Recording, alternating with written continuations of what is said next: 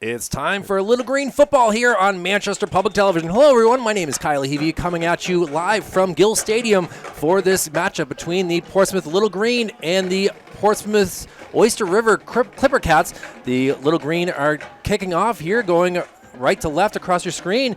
And along with me is Coach Tom Bazoin. Coach, a tale of two different things. Central with a big win last week on home turf versus a tough Concord Crimson Tide team.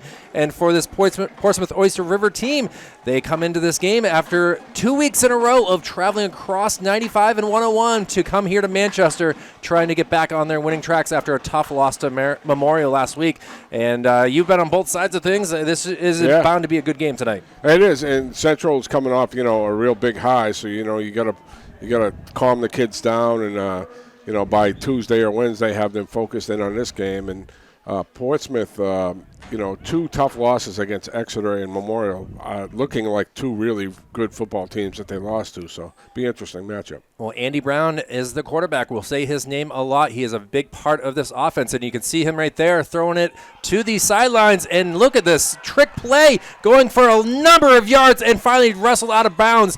But, a hamstring possibly could be an issue here. And this is Micah Gedney, our player of the game for Portsmouth last week. And he's getting up with a serious-looking injury here, Buzz. Yeah, that doesn't look like a cramp this time. And it was a good hustle by a Central player, Foster. I'm sorry, I'm just getting these. Caesar Flan.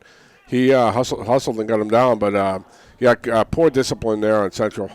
Well, now it'll be 1st and 10 from the 30, but this could be a huge loss here for the Clipper-Cats if Micah is not able to be a part of this game. You got to remember, he is their kicker as well, Buzz. Yeah, he can boot it. Yeah. We'll have to see what happens with that. Now a little handoff given to Daniel Solar-Sala, who we said his name a lot. He has been a great disruptor on defense and a good little fullback on offense. So we'll say his name a lot more. And now it's kind of going to be a tough spot. It's a 2nd and 10 after a huge first play to start things off. And now we'll see what Andy can do here. Central looking a little confused on defense here. Now they're all set.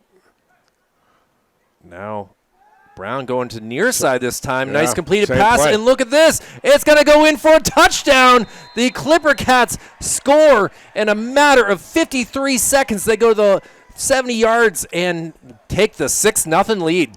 Yeah, it's the same play to the other side. So, all that is just a fake little play action type play and a quick out. I mean, it's not anything fancy, really. And Central's all inside. There's nobody outside the numbers.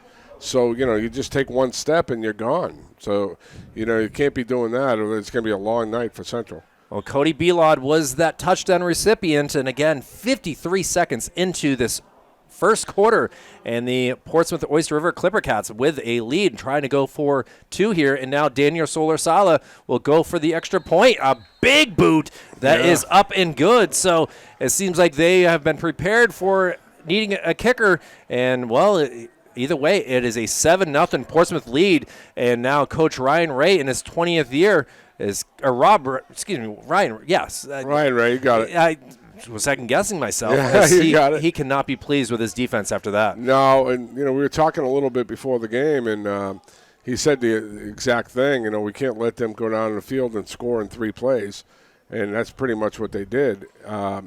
They must have saw something on tape from last week where Central is pinched in and really not paying attention on the outside, and that was just simple plays that they ran a million times last week, and Memorial was all over that, stuff. But Central has athletes, and if they adjust, they could be fine. Let's see if they can get a return and get an answer here. Well, let's see what we can do as Daniel Solar-Sala will do the kicking here again, as, again, Micah Gedney might be done for the day after the first play from scrimmage, and a strong kick that is handed at the 13-yard line. Central up to the 20, 25, trying to cut back, 30, 35, 40. Look at this, Buzz. He's got to get one man to beat, and he is taken down at the 40-yard line.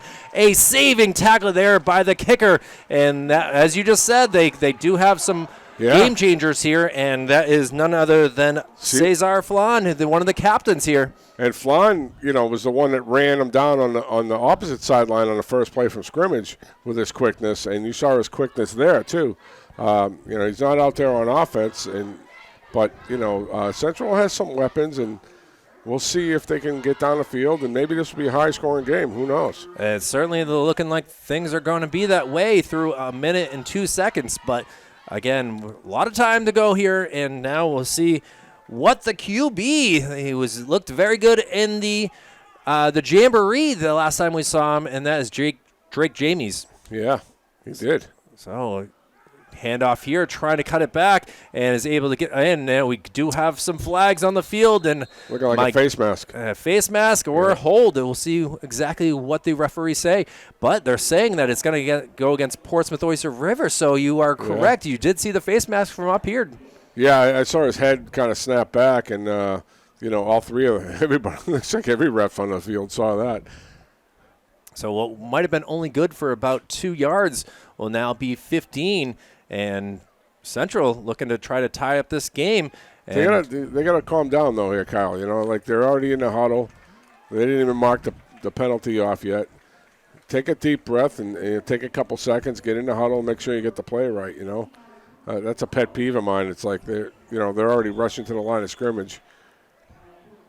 And the clock does start running. Referees is Paul Page, umpire Mike LaFond, headlinesman Richard Driscoll, the line judge Rick Zecca, and now a handoff here. And oh my goodness, just taken down in the backfield.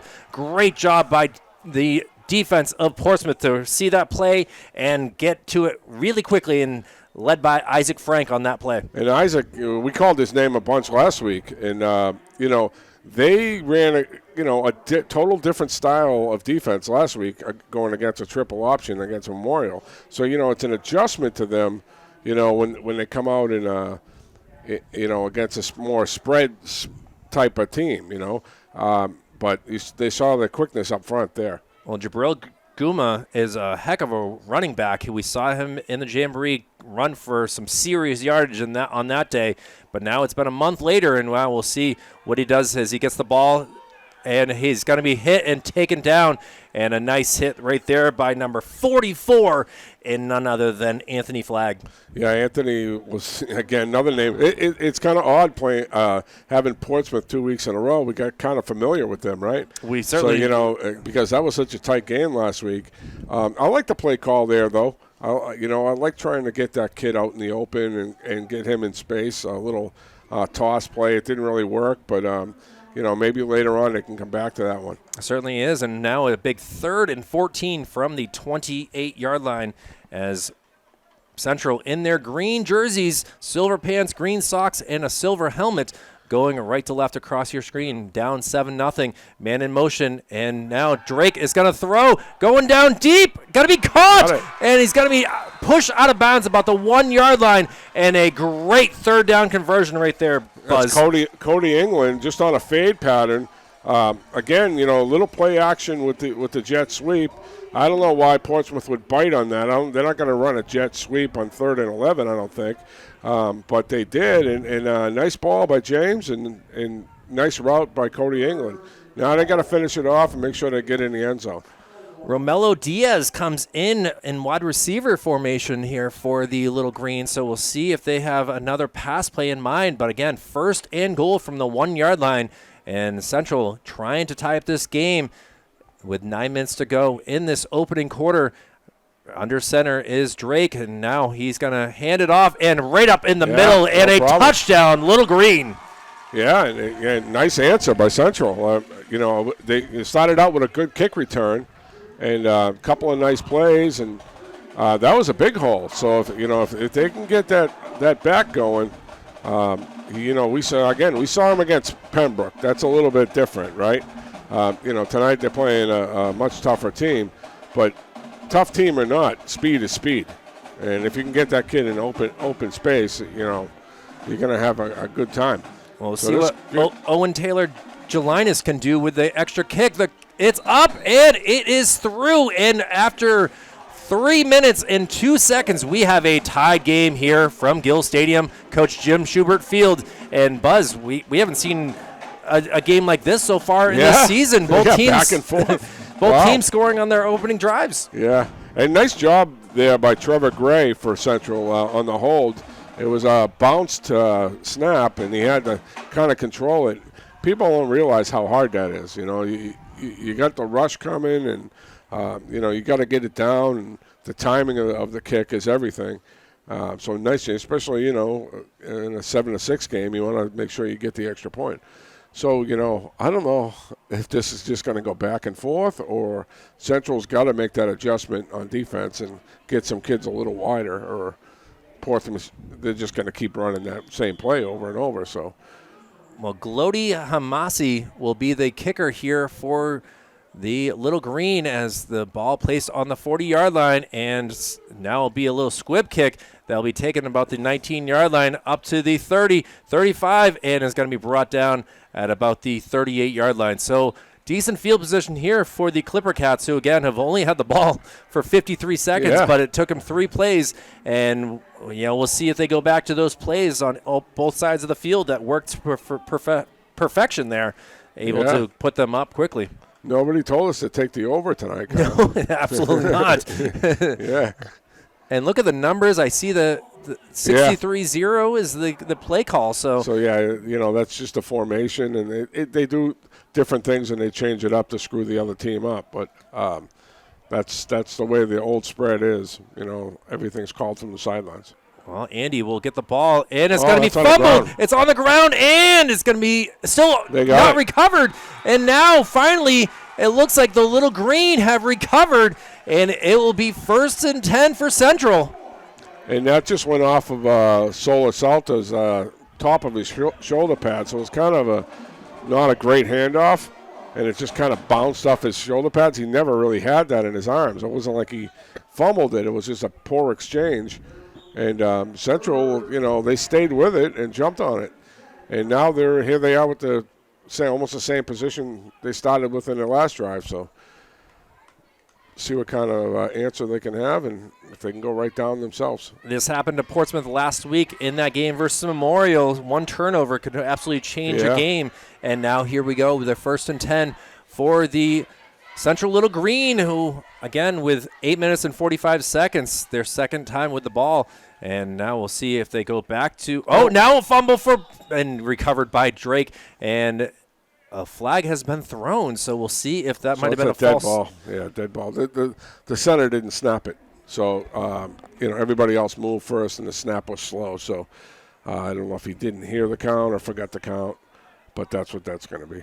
Oh, and that has got to make head coaches absolutely frustrated. Yeah, Your one job is to know the play call, when to snap it. Yeah, that can happen. I mean, if it's going to happen, have it happen on this part of the field on first down, then at least they get a couple downs to recover from it. And it's better than a fumble, right? For sure. As it's still, I had actually watched a podcast with David Andrews, former center for the New England Patriots, and he was saying that, as a center, your one job is to get things correctly because the whole entire franchise relies on you. Yeah. And now a nice pitch out and trying to get around, and he's going to be stopped for another loss.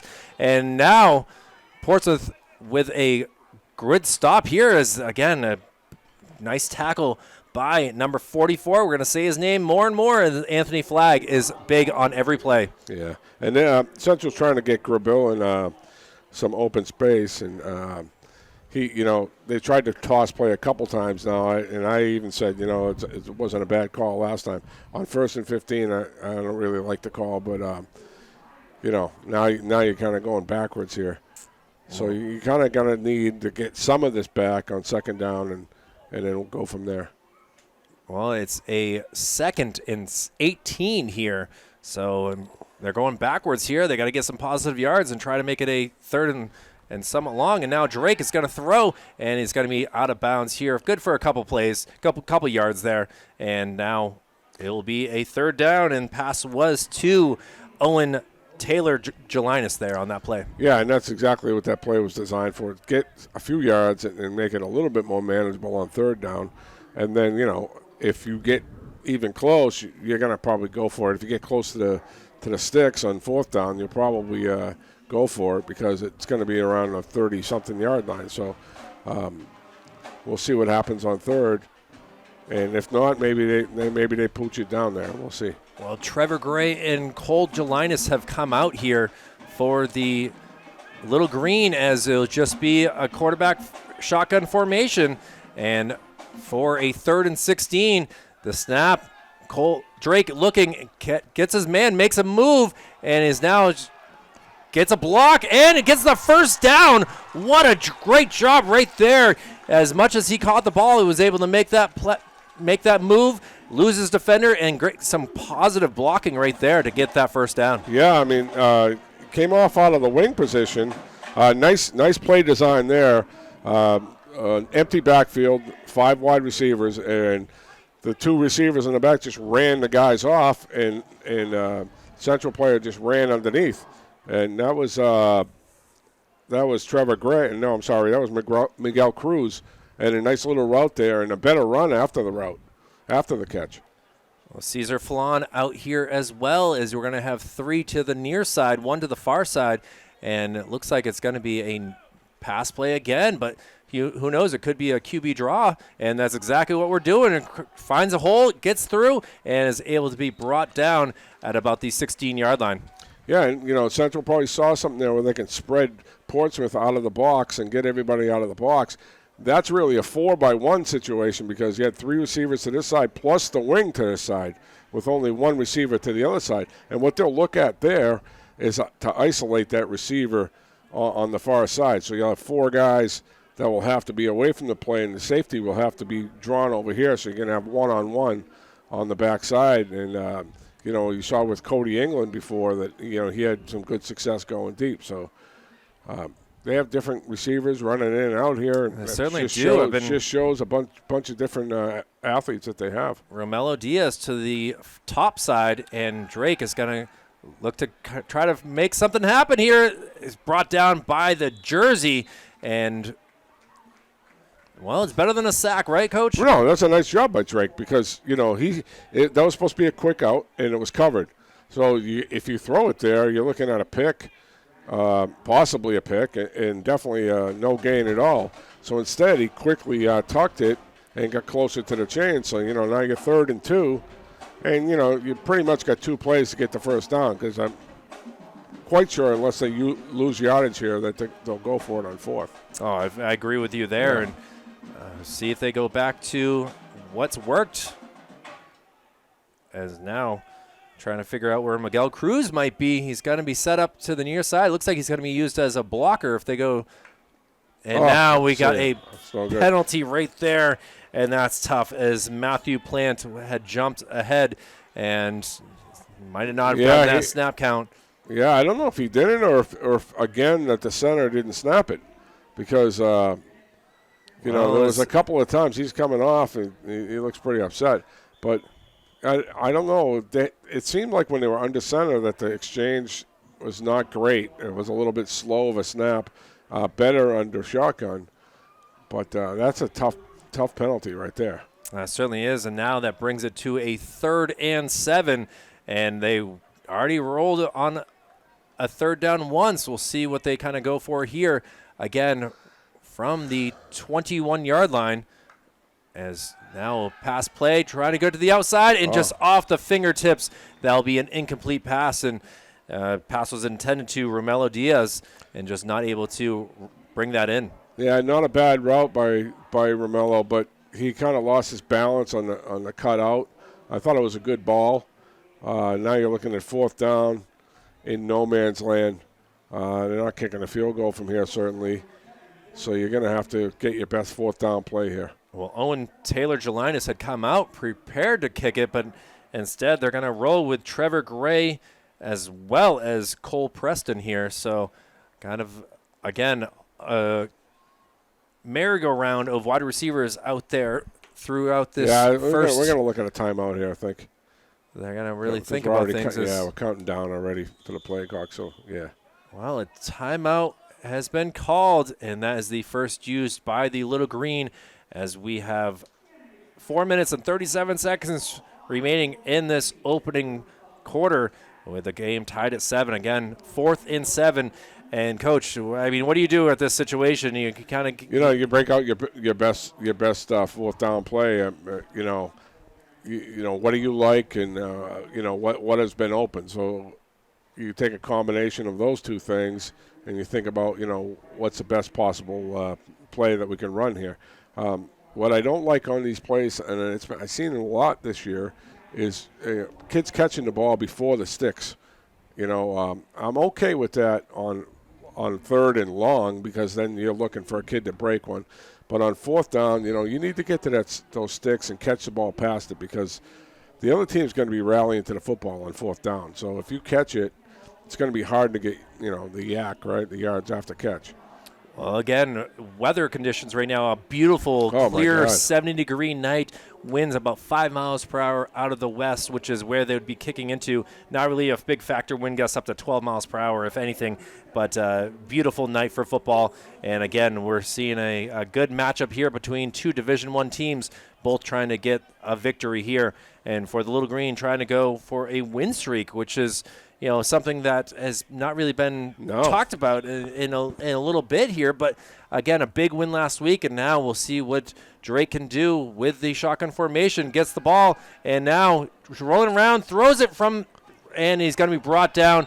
And a great stop right there by the Portsmouth Clipper-Cats. But I'm hearing whistles here. And it's like we are roughing the passer. Oh, my goodness, a huge penalty right here. For hit to the face, it looks like the referee is saying. Yeah, I mean, it was late as well. So you can pick your poison on that one. That was a poor play by the Portsmouth player. But again, that's what we just talked about, right?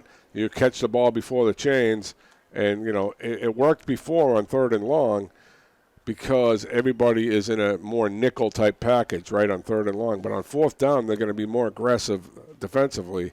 So it's hard to get the yards after catch.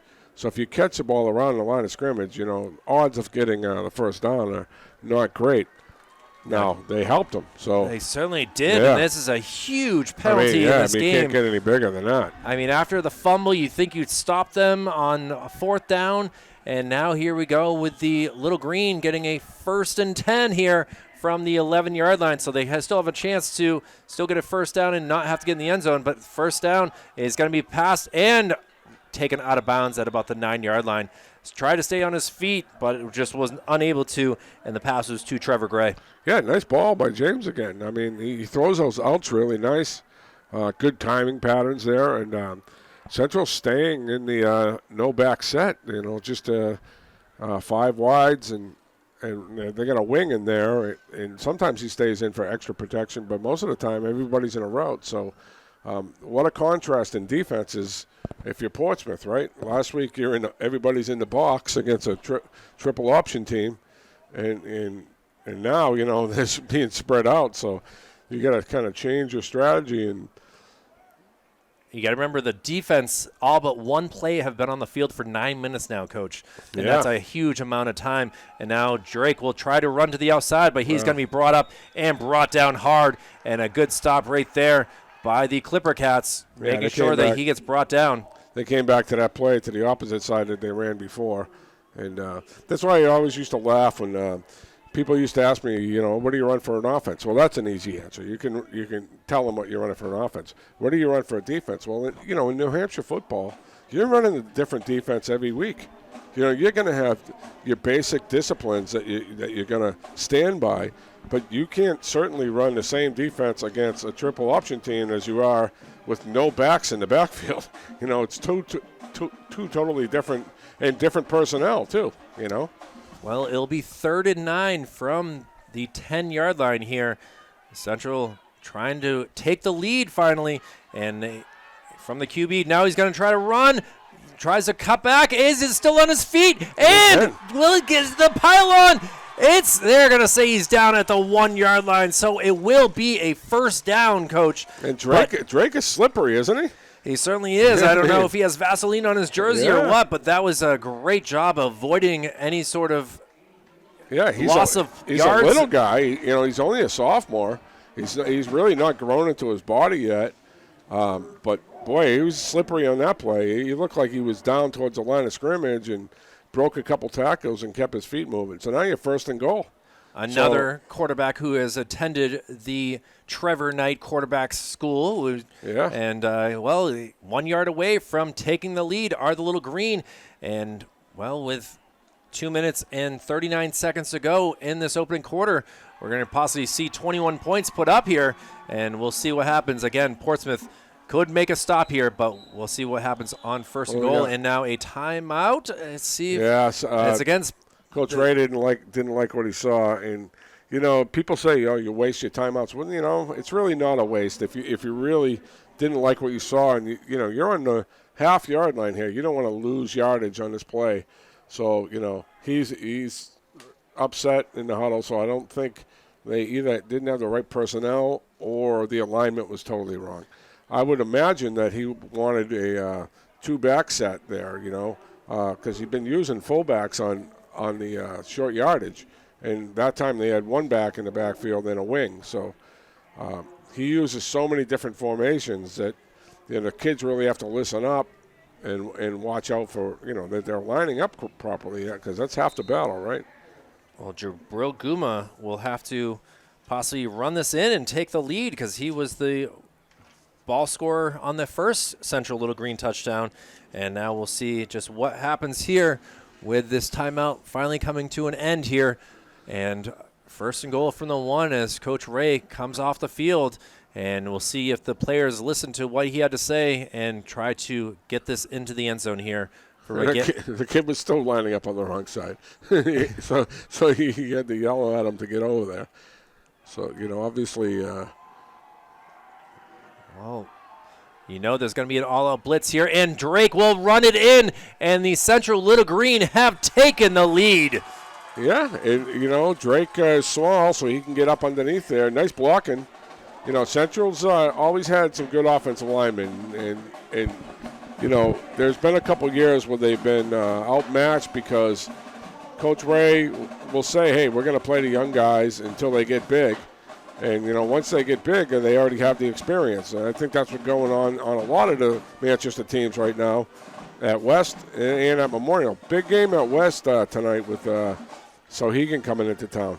And the snap is up, and it is good. And the Central Little Green have taken the lead by a score of 14-7, 2:35 remaining. And for Portsmouth, man, you take the lead in 53 seconds, and then you lose the ball in a matter of 1 second and give up the lead. So we'll see what Portsmouth can do to try to tie up this game, as that defense needs a breather here. Yeah, I mean, they've been on the field the whole game. What does Portsmouth have for time of possession? A minute in the first quarter, right? 1 minute is all that they have here. They had 3 plays, and then the first down play, they fumbled it the next possession. So great job by Central, just not getting too upset about that first touchdown, because that can go the wrong way quickly. If kids are kids, and they can get upset quick, and things can go bad quickly. And instead of that, they responded. So good on them. Well, Green will be kicking off for the third time in this game. They kicked off the game, and after scoring back-to-back touchdowns on drives, it is a 14-7 lead, and Portsmouth now will try to cut it back. Oh, and it's going to be brought down at about the 24-yard line. Great tackle on special teams, and that will be a long field here for the Clipper-Cats. And who made the tackle and who's running back on the field? Trevor Gray. You see him. Yeah, and that's his second big play of the game. So, he's doing some good things to contribute as well. And now we'll see just what the Clipper-Cats can do, as, again, Micah Gedney has not been seen on the field since his injury in the first play. That's big. Daniel Solar-Sala back there in the backfield, and it will be 1st and 10 for Portsmouth, going left to right across your screen in their white jerseys, red pants, and golder helmets here. And Brown gets the shotgun, is going to hand this one off, and able to get some positive yards, keeping his feet moving, and Solar-Sala will be brought down, and that will get the clock running a little bit there for the Clipper-Cats. Last check on Memorial, they're up 7-0 with 5:30 left in the first quarter. We'll try to keep up with the other Manchester schools and see what's going on with them tonight as well. Yeah, it's 7 o'clock as Trinity facing Pembroke Academy Spartans, and the West facing the Souhegan Sabres. So a lot of games going on here on week 4 of football here on your Friday night, and a great run right there by Daniel Solar-Sala, as now the little tussle here after the play, as finally he's able to get up. And we saw last week, Solar-Sala is a tough kid. He's not the quick running back. He's the more bruiser type of guy. So, it's going to be tough to take him down. It's obviously a huge loss for losing Micah Gedney. I'm trying to peek down on the sidelines. I'm going to get my binoculars out here and see if I can see him over there, but he didn't look like he was going to be coming back. Now it's a 3rd and goal, and now Brown is going to pass it. It's going to be caught and able to get a first down and more, and a good little run right there by number 44, and Anthony Flagg. We said his name a lot in the defensive side of things, and now look at that. He's making things happen on the offensive side of things now, Buzz. Yeah, and we're seeing the same type of thing from Andy Brown of last week. Remember how much he rolled out to his left against Memorial? And I thought maybe that was something they saw against Memorial that was a weakness on their part, but it looks like that's what he's comfortable doing, is rolling out to his opposite side, which is a rarity in high school football. Well, here we go with a 1st and 10 from the Portsmouth 48-yard line with just 40 seconds to go, and it's going to be Solar-Sala running it up, and that will be good for 2 yards, still kind of pushing, kind of a rugby scrum going on here, and now the whistles have been blown by the referees, and 30 seconds to go now. We'll see if Portsmouth decides to run a play or if they're going to just go into the second quarter here. Obviously, the ball right at the 50, so it's not like they have to move that far one way or another. Right, yeah. Be a quick turnover. Well, they're set up ready to go, but clock at 10 seconds.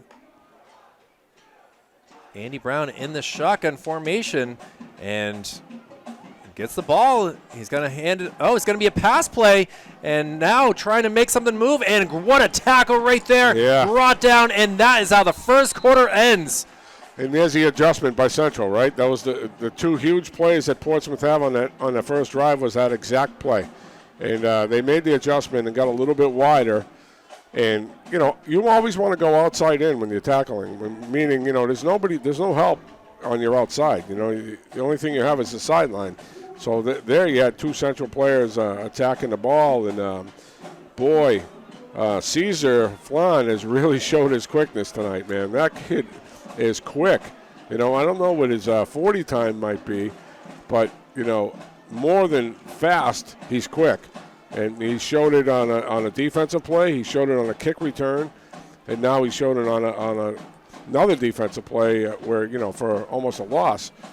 You know, where he ran the kid down on the first play from scrimmage, right? Yeah. I mean, now it'll be a 3rd and 9 as that play that they didn't necessarily have to run to end the quarter goes for negative yards. And for the Portsmouth Clipper-Cats, they got to get things going. And now with a 14-7 deficit, you know, Central coming into this game, besides the victory last week, they had only scored 19 points in the season, or 20 points in the season. So know that you're able to put up 14 in the first 12 minutes shows that they have something going here. Yeah, and it's your competition too. You know, I think I'm pretty sure they played Pinkerton already. So, you know, when you're in that division, in that conference, you're going to have weeks where, you know, it's going to be rougher than others. But they have shown that, you know, they do have some big guys up front, and they definitely have some quick guys. And their young quarterback looks pretty good. And he looks poised, and, you know, Portsmouth has to answer here because, you know, they came out in less than a minute and scored, and it looked like it was going to be, you know, maybe it'll be a blowout tonight. And now it's gone the other way since. They already have 1 turnover on a fumble. This would be a huge if Central can get an interception here as Andy Brown looking to pass, going deep, and it's going to be incomplete. Great job sliding in after the fact and knocking that out. Trevor Gray. Trevor Gray is making himself known tonight on Friday Night Football. He's having himself a night so far, and again, only a sophomore.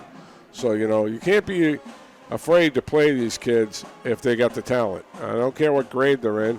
If they're the best player, you know, they got to be in there. So now Central's going to have just 1 guy back to return. It looks like it is Gray, too. So he can make him even a bit bigger impact here. What you don't want to do as Central is try to do too much on a punt return because you have all the momentum right now. You know, don't turn it over. Don't hit the punter. Just get a decent return and see what you can do offensively. Cody Belod will be the new kicker here for Gedney, and he's going to pop it up here, and it's going to drop and takes a great Portsmouth-Oyster River bounce and is finally going to be taken down at about the 18-yard line. So not really the best kick, but sometimes the bounces go your way. And Trevor started to show a little experience there by calling for the fair catch. What he did is he kind of backed off when he saw the Portsmouth player. Now, a Portsmouth player has to give him room to catch it. So if he would have just kept stepping up and trying to, you know, fair catch it, and what I didn't like is him running towards the football after he let it bounce. You know, bad things can happen. It can hit your foot. It can do anything. So if you're going to let it bounce, then you let it bounce and you just get away from it and see what happens. But, you know, they got a long way to go here. If they can keep possession, you know, their time of possession is just going to keep cranking up here.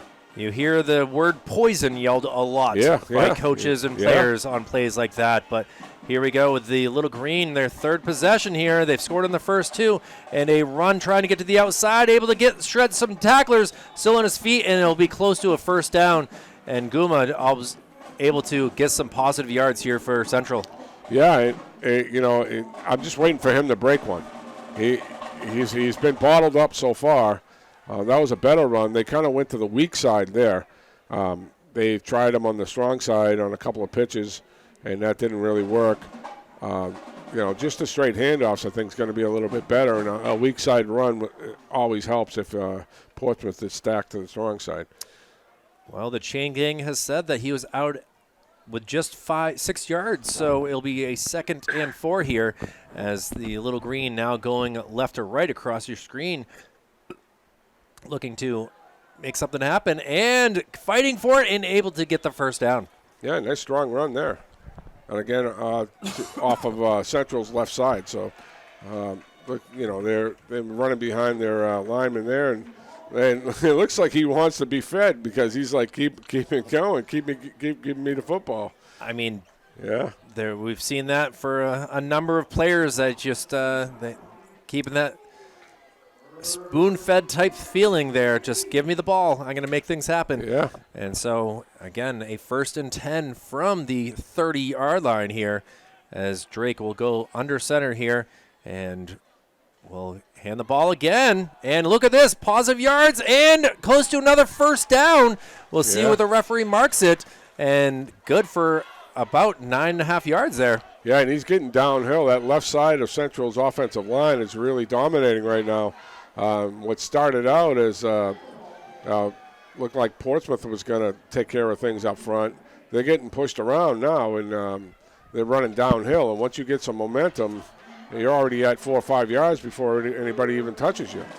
Well, he will take a quick breather here, and Liam Patton will come in and his replacement and see if they stick with it here just to give Jabril a little bit of time to catch his breath and get some water. So we'll see if Patton gets the ball in the backfield.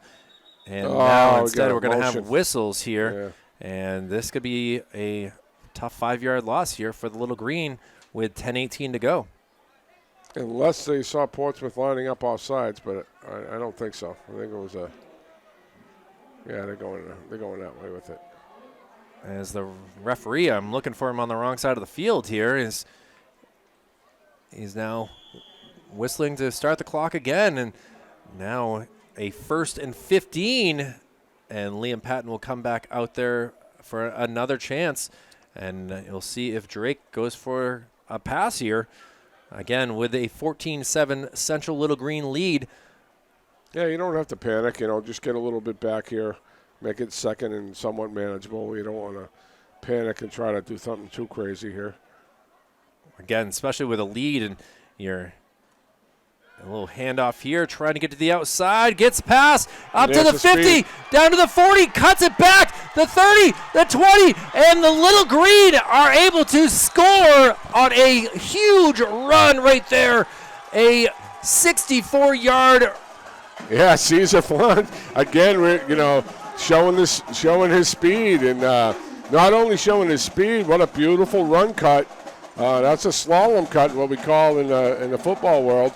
And that was a beautiful cut, and Central smart play calling by Coach Ray, because they ran that fake jet sweep before and handed it off, and this time they did the opposite. They handed it to the jet sweep and then faked the handoff to the back, and it kind of froze Portsmouth, and everybody kind of stopped. And once you stop when you have speed like a kid like Flan, he's going to be gone. Only one guy to beat. He beat him. Well, now looking to make it a 2-score, 14-point lead. The kick is up, and it is no good. So again, a hard time with the snap there, and the hold got down a little late, and the timing was off. So we're at 20-7 instead of 21. But again, for Portsmouth, I think the momentum got really taken out when Micah Gendy got taken out of the game early on. And, he doesn't look like he's going to return. Yeah, I've been kind of looking back, as you can see on the screen, trying to find where he might be, and I just cannot find him on the sidelines. So he might have been taken away here, but ever since, it has been 3 consecutive drives scored for the Central Little Green, and now they lead it 20-7. And we're hoping that he's okay, and maybe he went and got checked out. I don't know, but he was a huge factor in that Memorial game last week.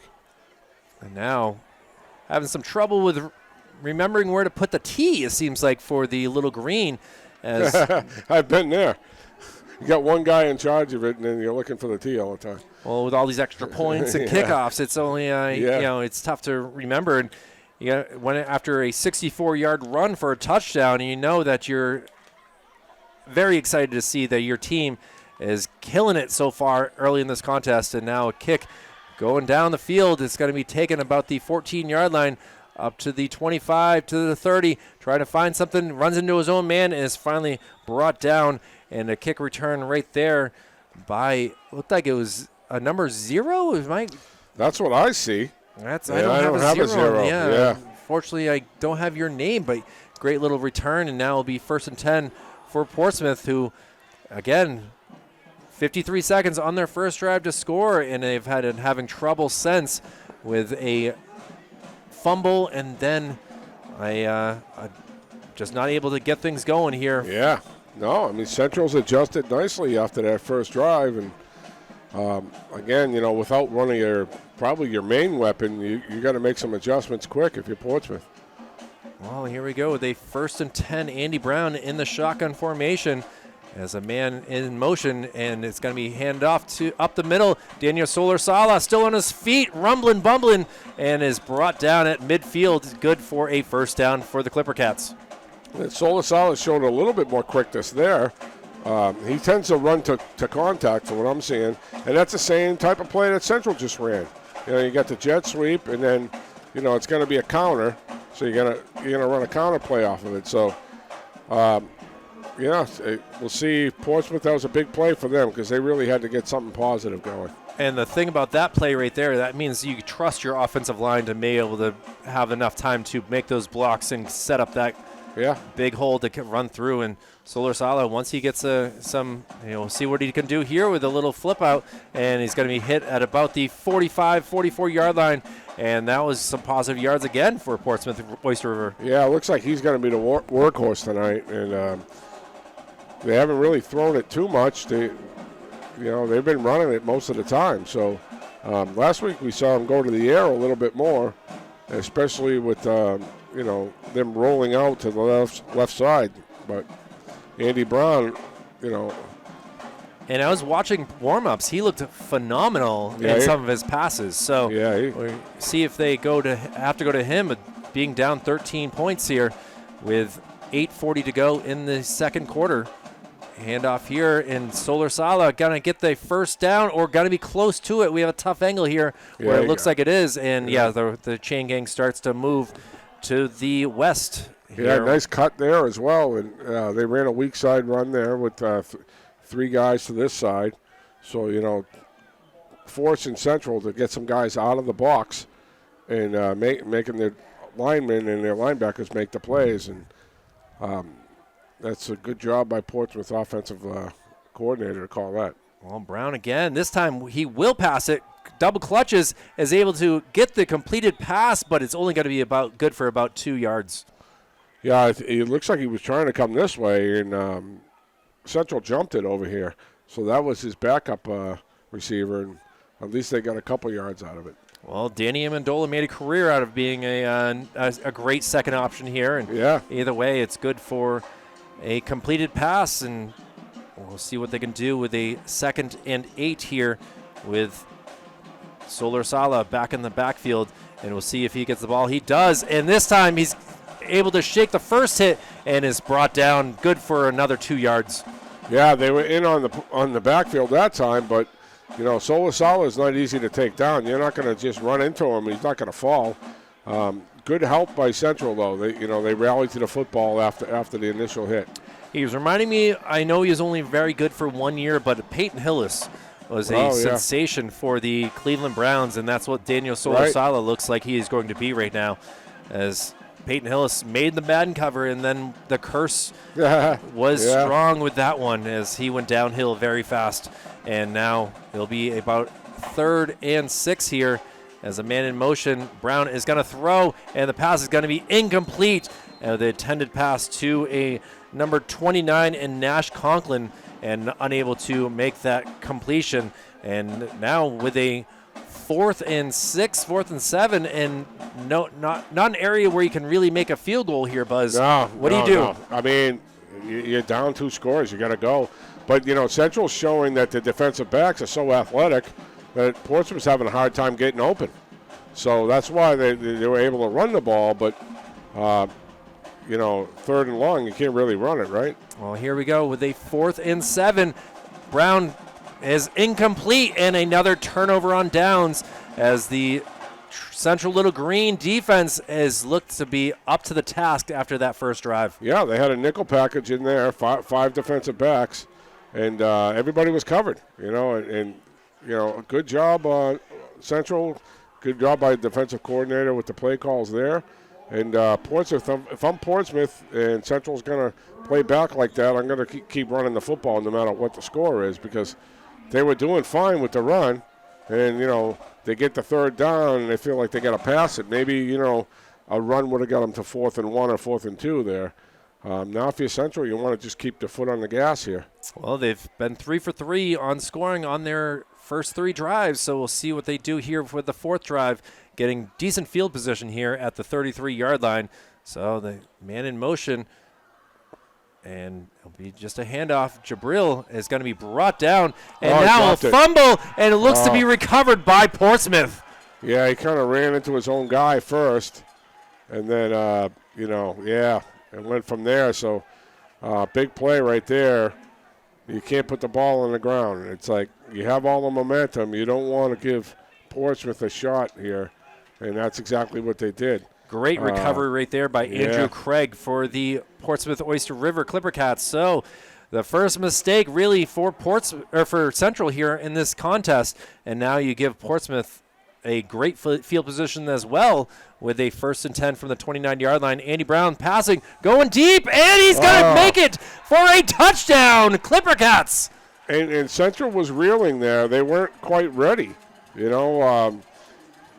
Coach Ray was out past the numbers for some reason after that play. He was way out there, and he was just backing off the field. And this side judge on this side wasn't even set for that play yet. So I don't quite know why they let that play go. Nobody was really set, and certainly Central's defense wasn't ready.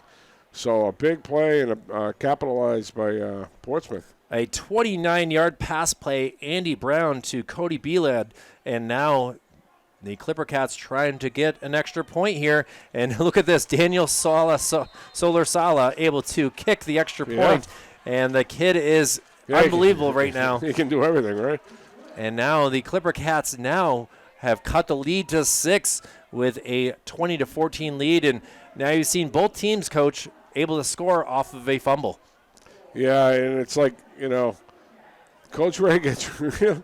He looks like a player sometimes. Like he was a player, and looks like he still wants to play it, even at his age. He gets out there past the numbers, and he's like on the field being animated. You can't take away his passion, that's for sure. Well, he has passion for the game and for his players. He's given a little information about the play looking questionable to the side judge right there.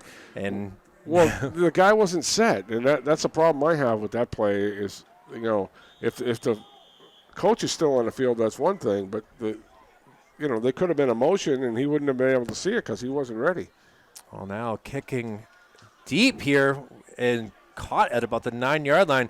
Little Green up to the 20, cutting it back, 25, 30, 35, 40. Still on his feet to midfield, has 2 men to beat. Can he do it? Oh, he's still on his feet to the 30, the 20, the 10, and he's brought down at about the 7-yard line.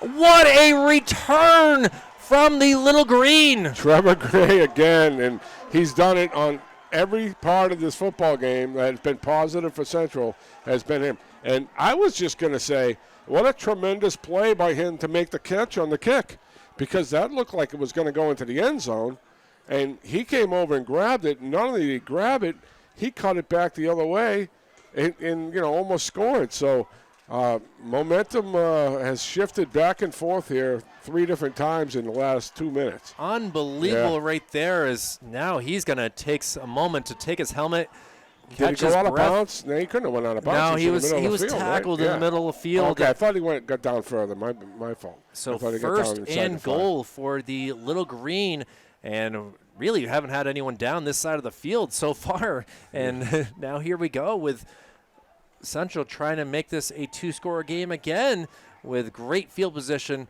And wow, what I agree. I thought him catching it at the 9 was impressive.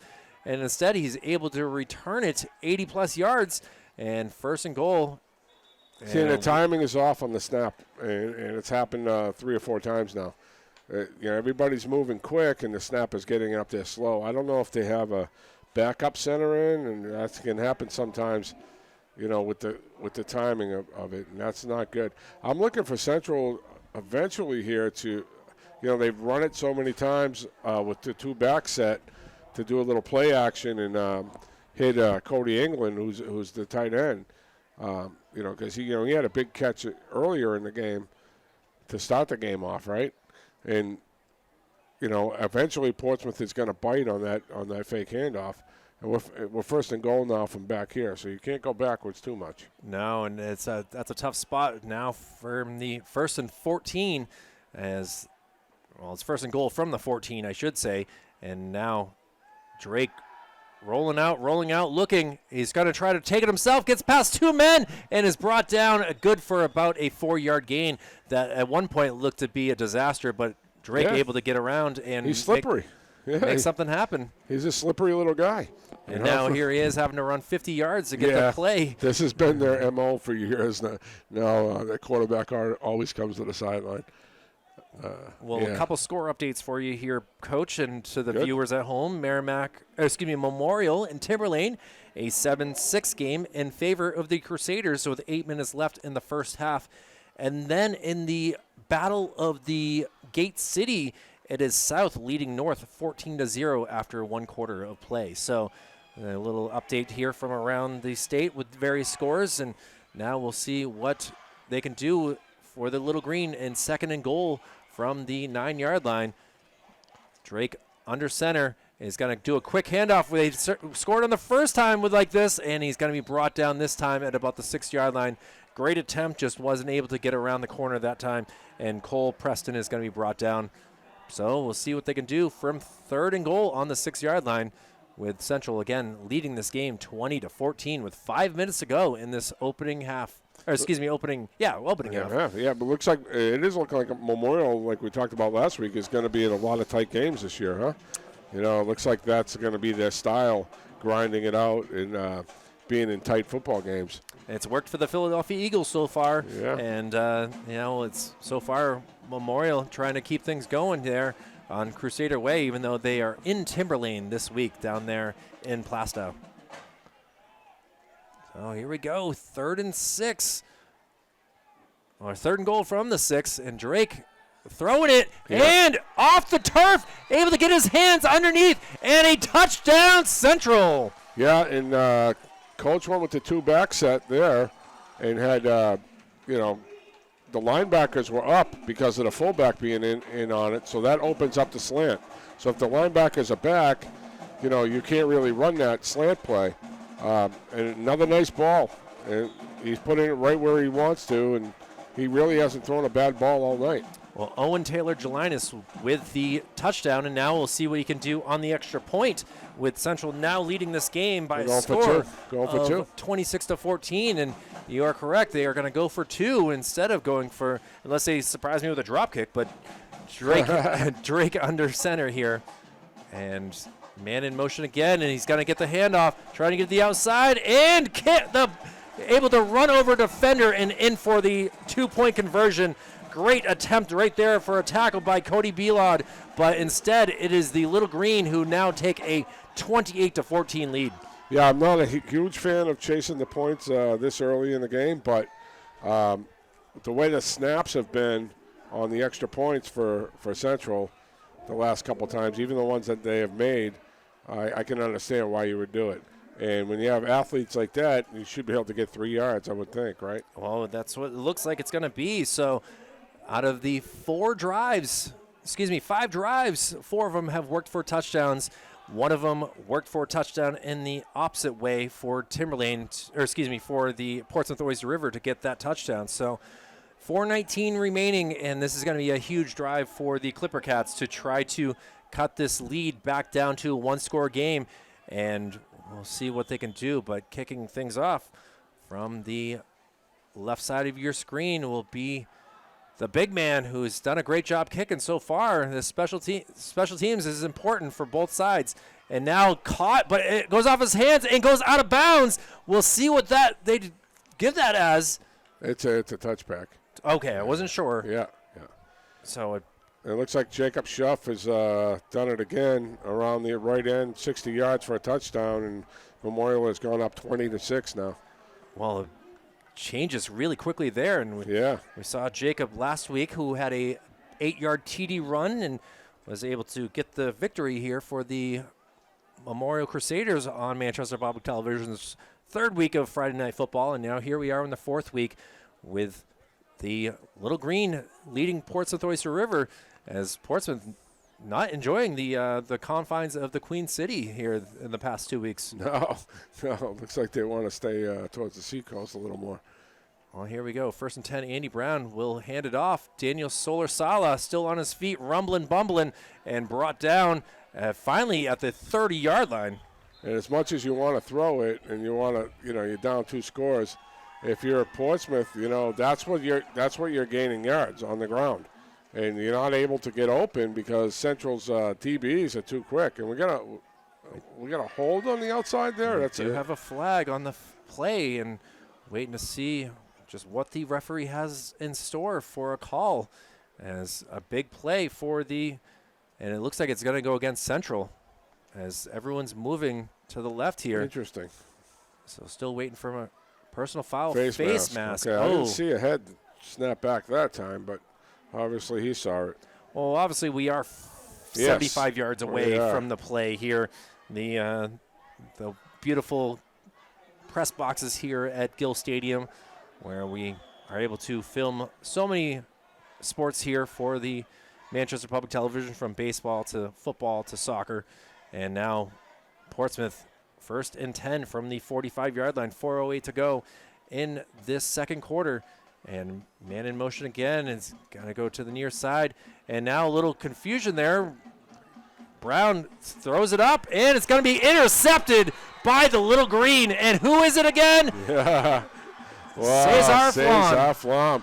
And again, we're going back to their quickness on the Central's DBs. Portsmouth is just not quick enough for them to get open. So you got to keep it on the ground if you're Portsmouth.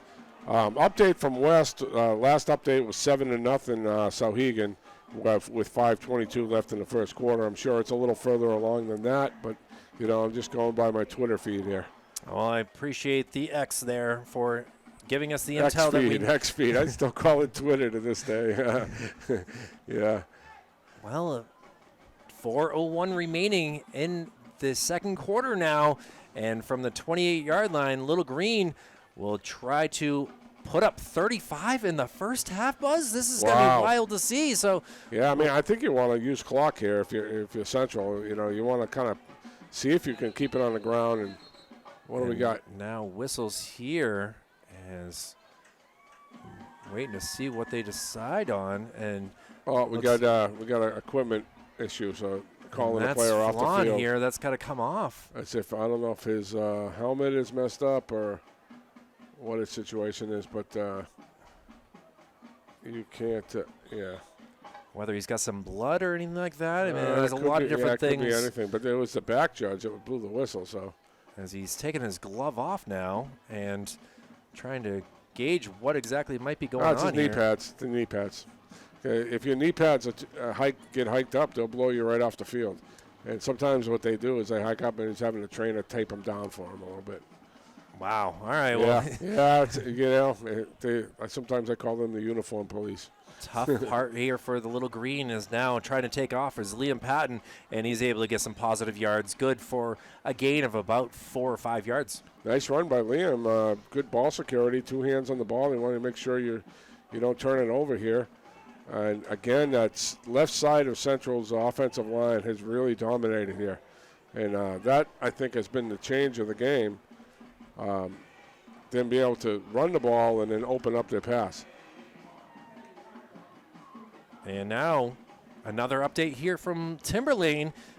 Memorial now leading it 26-6 here, Buzz. Yeah, when was the last time Memorial was 4-0? I mean, Tommy Amin, help us out. He will be more than happy to give us the intel when he can. And now close to a first down. We'll see where they place that ball with 3:13 remaining.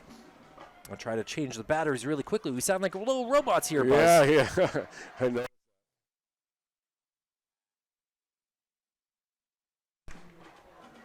And now back to the action here as quickly changing out some batteries and able to be sounding a little bit clearer for everyone at home and on the YouTube as well. And here we go with my voice is bad enough. I don't need help. Well, you've been very public lately with being on the radio and everything like that. So the city of Manchester has not complained too much about your voice. So here we go with the Little Green, Drake is going to pass this play, and it's great job batting that down by the Clipper-Cats defensive back, and that is none other than number 25, and that is Andrew Craig. And I haven't disputed a play call all night, but I will say I don't like that one because your clock was ticking, right? And you're using clock. You have all the momentum in the world. Only thing that can happen with that play is anything bad because, that's the type of play that can go 6 the other way, right? For sure. Yeah, and that defensive back was ready for it as he saw that cut and was able to jump on that. And you can still recover here. It's only second down, so if they get 3 or 4 yards on a run here, you're going to be using more clock. But it stopped the clock at 2:39, so it's 2nd and 10 from the 40. And now, not sure who has the ball. That was a great design play of confusion for the commentators up here in the booth, but for Portsmouth, they're able to see that. It's a play they scored on earlier with Flan.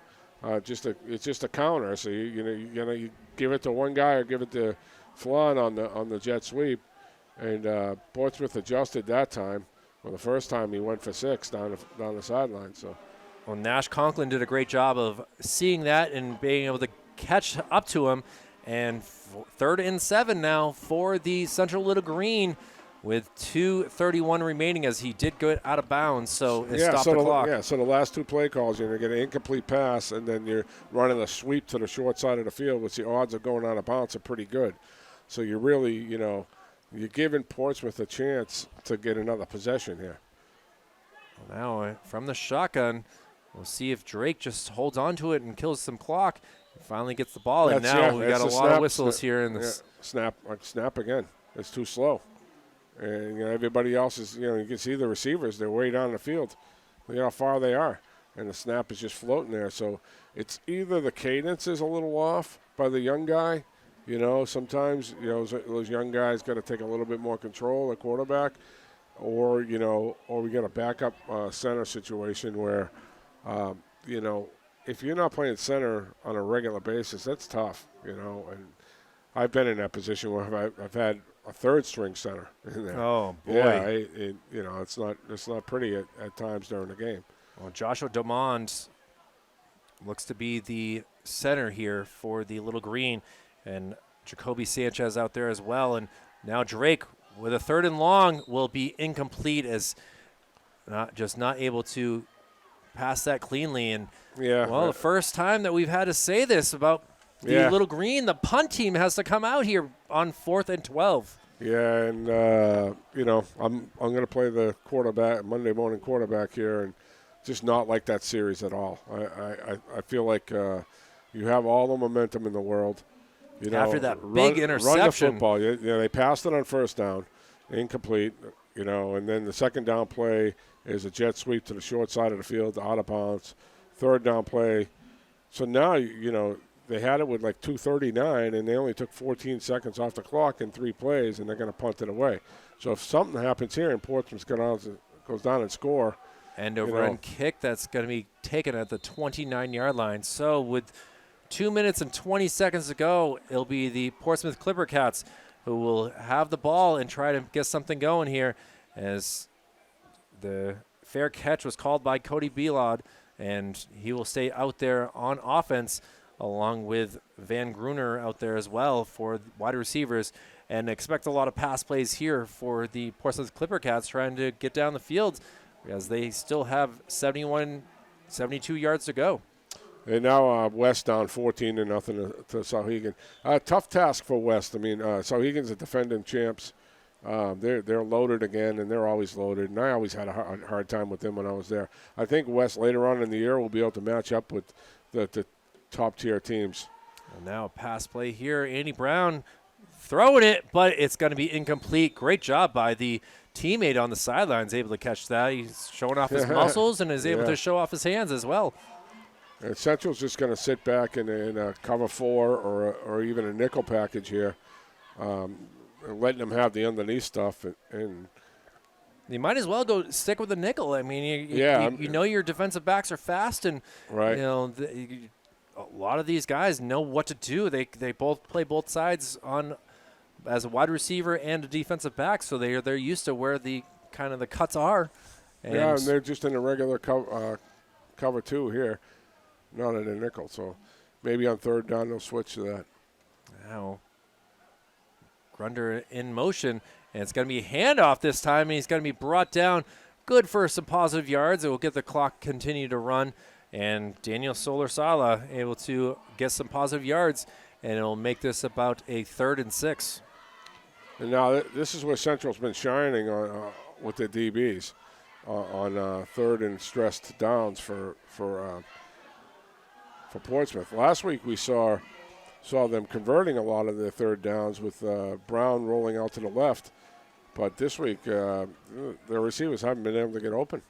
Well, we'll see if that's exactly what they do. If Brown goes to his left to make this pass, but 90 seconds to go in this first half, and Brown will take it, staying in the pocket. Now will throw it down deep and able to, almost made that catch, and it just seemed like it went through the hands of Cody Belod, and what I thought was going to be a big play goes for an incompletion. Yeah, he kind of bumped into the Central defender trying to kind of draw something there, I think, and it didn't really work out.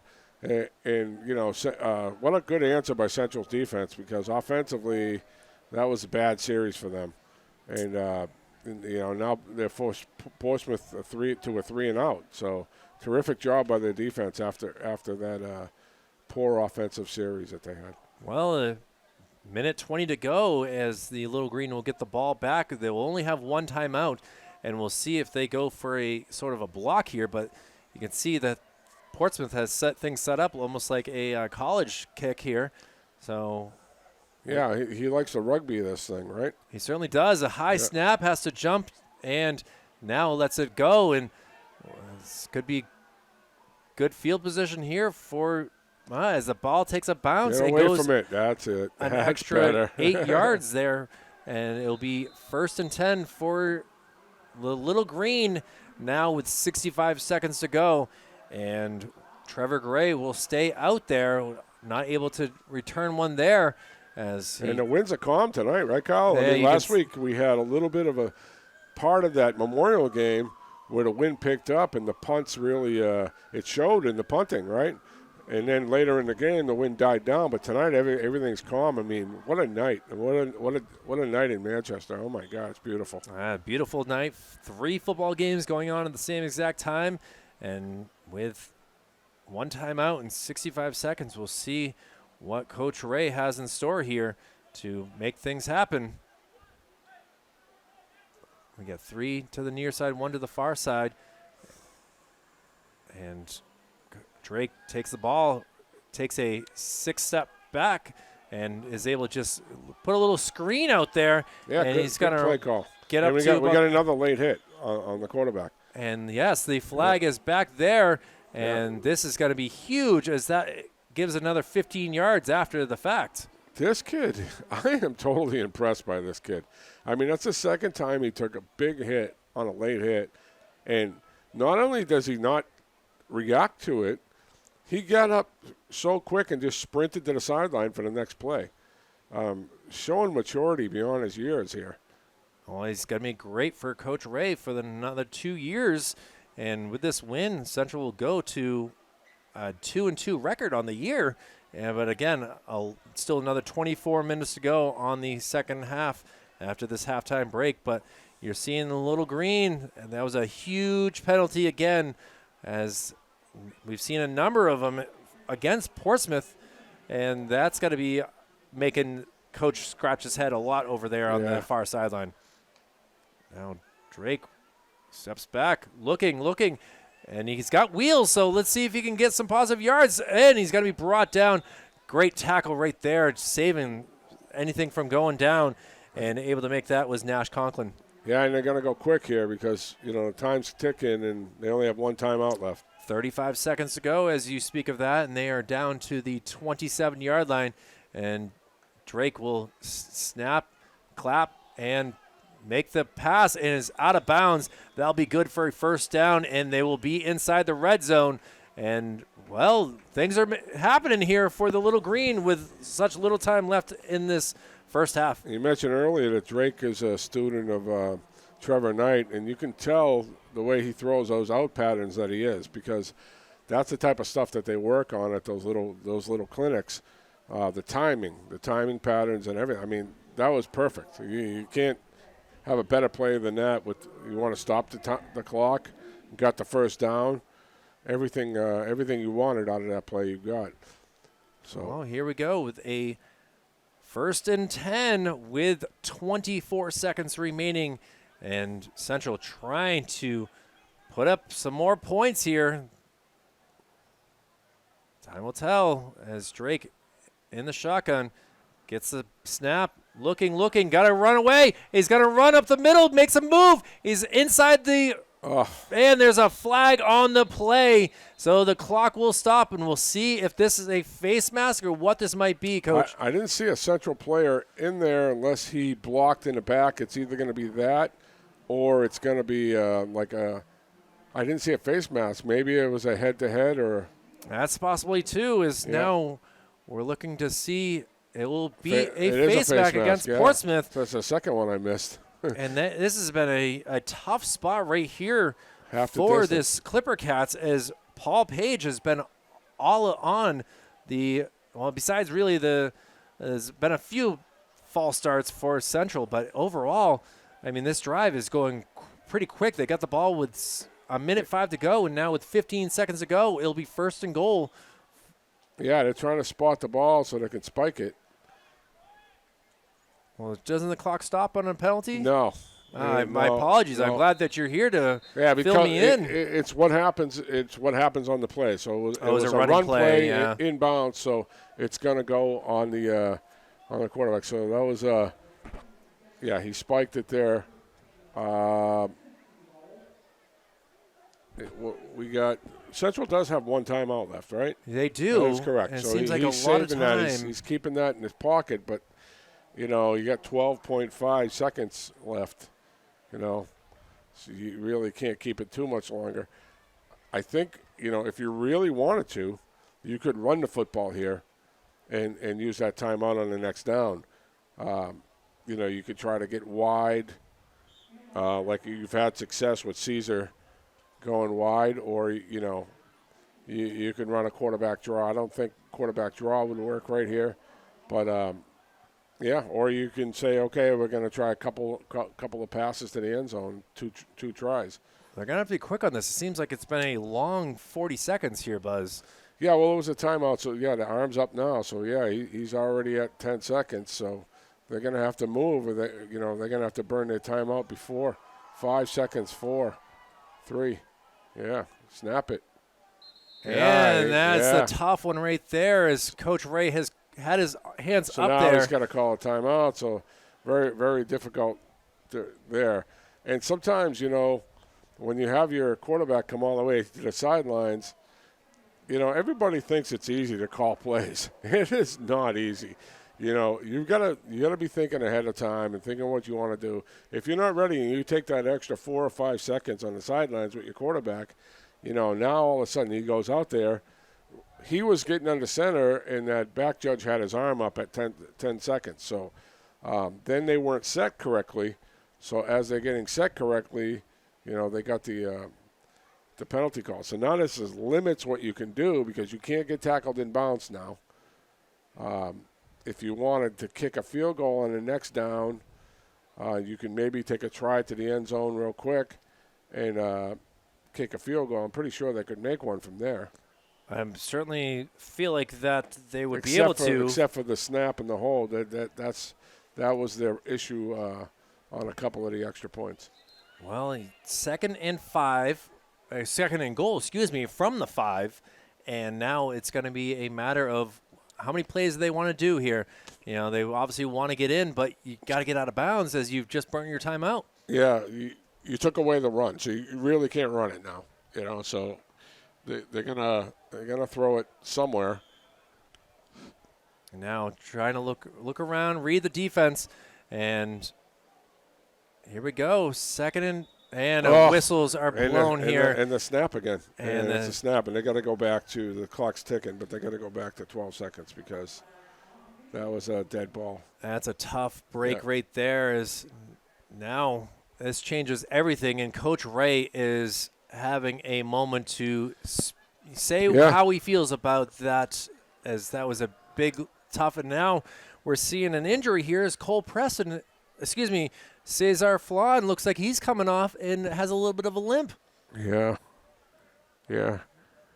So, you're looking like you were going to score pretty easy here, and they've really flubbed it up in the red zone here. Well, let's try this again here. Still 12. And again, you get the quarterback all the way to the sidelines, and in a situation like this, when now he's going to have to rush, where you've had all kinds of problems with the snap. You want to take your time once you get to the line of scrimmage. So that's on the coaches to get the play in quicker. Well, here we go. From the 8-yard line now. 9-yard line, as Drake throws back, and the pass will be he got caught it at the 1-yard line. So you have 8 seconds to go from the 1. How strong do you think Jabril can be here if they want to run it, or will we see Drake just run it in again for a QB draw? Well, if you call it a run play, then it's all or nothing, because if you don't get in, that's it. So you can call a pass play and get your third down, right? Third down and goal. Third and goal here. So you can get another play out of this. You can get 2 chances. The problem with being this close on the pass patterns is, it's hard to get open because there's not a lot of room to operate. So, if they're going to run it, they don't really have a back there. And now Portsmouth will call a timeout to try to get things figured out. It was a number of years ago where Owen Kelly being 6'4" would have been a huge spot to be in. Owen, yeah. As I'm trying to think of some tall wide receivers that the Little Green have had over the past couple of years. Yeah, to run just a fade pattern. Yeah, you could do that. But, again, you don't have a lot of room, and that's like a hit-and-miss type of play. If you're up by 2 scores, if you really want to do it, their left side has really pushed Portsmouth around. So, I might be stubborn here personally and run the ball over that off the Central's left side. I got to get the linemen on that side because they've done a great job so far. Yeah, it's been a great team gathering here for Little Green to make things happen. As a great team effort to make things work, and now to see them possibly be able to go up 21 points in the first half would be a huge thing. I mean, you only saw the Memorial score 19 points on the same Portsmouth-Oyster River team last week, and they've already given up 28 to the Central Little Green. And now a 3rd and goal from the 1-yard line. 8 seconds to go with Drake. So you got no backs back there, so looks like they're throwing it. Well, we'll see. Drake, quick snap, and is able to get that pass for a touchdown. Little Green. And, if you're on offense, you call that a rub route. And if you're on defense, you call it a pick. Because that's what it was. It was a pick play. But a fantastic ball again. And good timing and good route by both Central receivers on that side. I used to call it a rub route if you're on offense. Well, Trevor Gray, you don't like it. Trevor Gray, who caught that, will be the holder on the extra point attempt here, with Owen Taylor Gelinas out here trying to do the kick, and it's up, and it is good. So with 4.5 seconds to go in the first half, the Central Little Green have come out with fire here, leading this game 35-14. Yeah, it's a fantastic half by Trevor Gray. I mean, Trevor Gray has done everything on the football field, and he's a young sophomore. Again, 2 sophomores really leading the way for Central. Drake has done an awesome job. He hasn't had too many incomplete passes. Everything's kind of been right on the spot and quick out of his hands, and just a terrific response there, because they had they were flubbing it up in the red zone there. They could have easily have screwed that up the rest of the way, and only leaving 4 seconds on the clock, and Portsmouth isn't really going to be able to do too much with it here. Now, do you expect a pooch kick type play here? I would squib it if I were Central, and that's what they've done so far. Just squib it down the field and then get down there and cover, because their athletes can get down there and cover.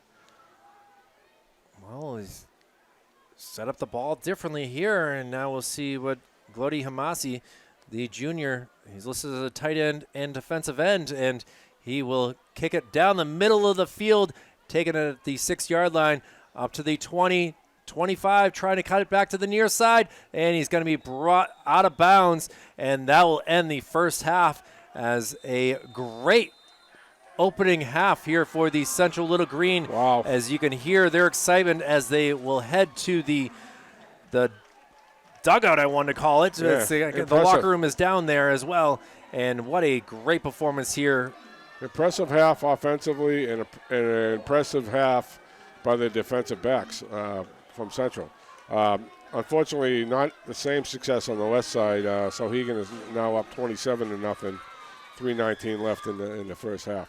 That's okay. West has done their job so far. They're coming into the game at 3-0, and this is kind of a measuring stick game for them. It's you're not going to win a championship in week 4, so they'll make adjustments off of this, and they want to learn about themselves this week, and because they're going to be a playoff team. For sure. We will take a break here from Jim Schubert Field as the Little Green and the Clipper-Cats are battling it out here, and we'll do our job and take a break as well and be back for the second half. And back here for second half action as the last 2 minutes click off after this halftime break. Coach Thomas Zoin and Kyle Heavey from Manchester Public Television. Coach, you've been on both sides of things. This Central squad has looked very strong so far. Is putting up 5 touchdowns on 7 drives in the first half, and it looks very strong for Portsmouth. You got to wonder what their second half adjustments can be after losing one of their top players in Micah Gedney, but he seems like he still has his equipment on, and we'll see if we see him on the second half. It sounds like an old injury, thankfully not like a ACL or anything like that. One he's been dealing with for a few weeks, and talking to a couple of Portsmouth players at the half. If you're Central, you just kind of want to, calm down and make it be 0-0 in your head. It's hard to do that, but they've done a tremendous job, except for the second to last drive that they had, where they didn't use that clock and kicked it back to Portsmouth and gave Portsmouth an opportunity. Thankfully, Central's defense stepped up and gave them a 3-and-out. And that last drive was really impressive.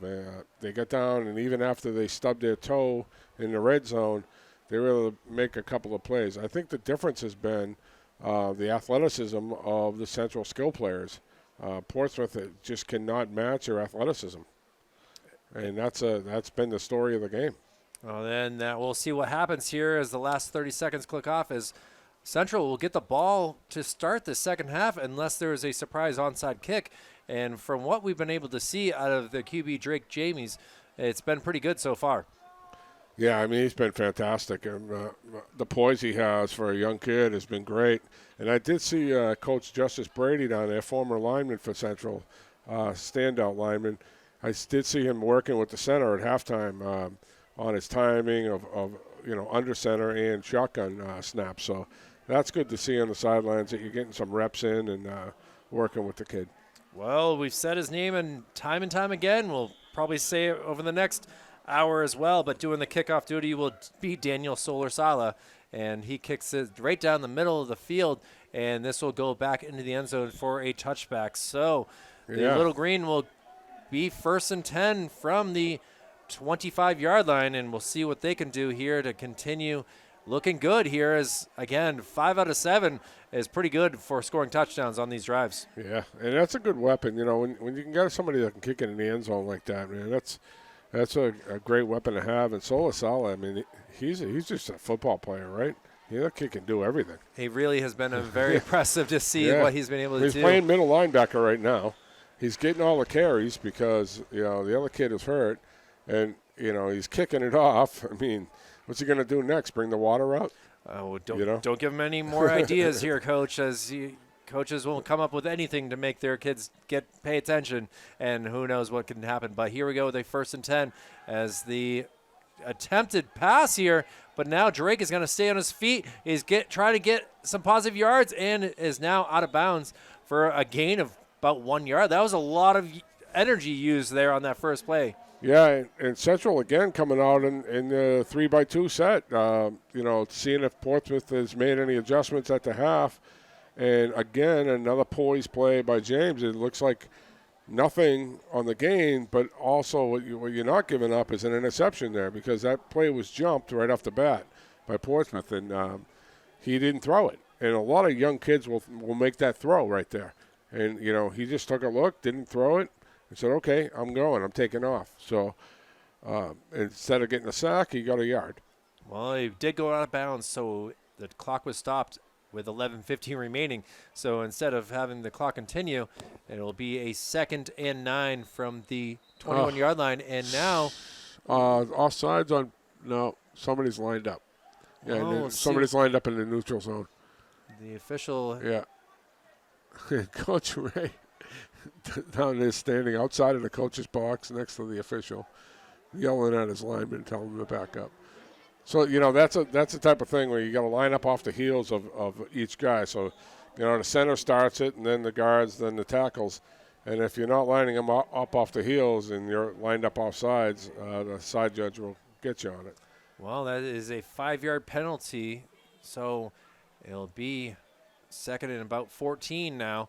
And handoff here, and Jabril trying to cut it back, and he's going to be brought down at the 20-yard line. So good for getting it back to the original line of scrimmage, and now it'll be 3rd and 10, and maybe they'll give him an extra yard there on that play. And nope, you got about 5. Referee is still trying to figure out where he wants to place it. Yeah, and it's on the 25. No, it's back on the 20 on the original line of scrimmage, right? So now you're 3rd and 10.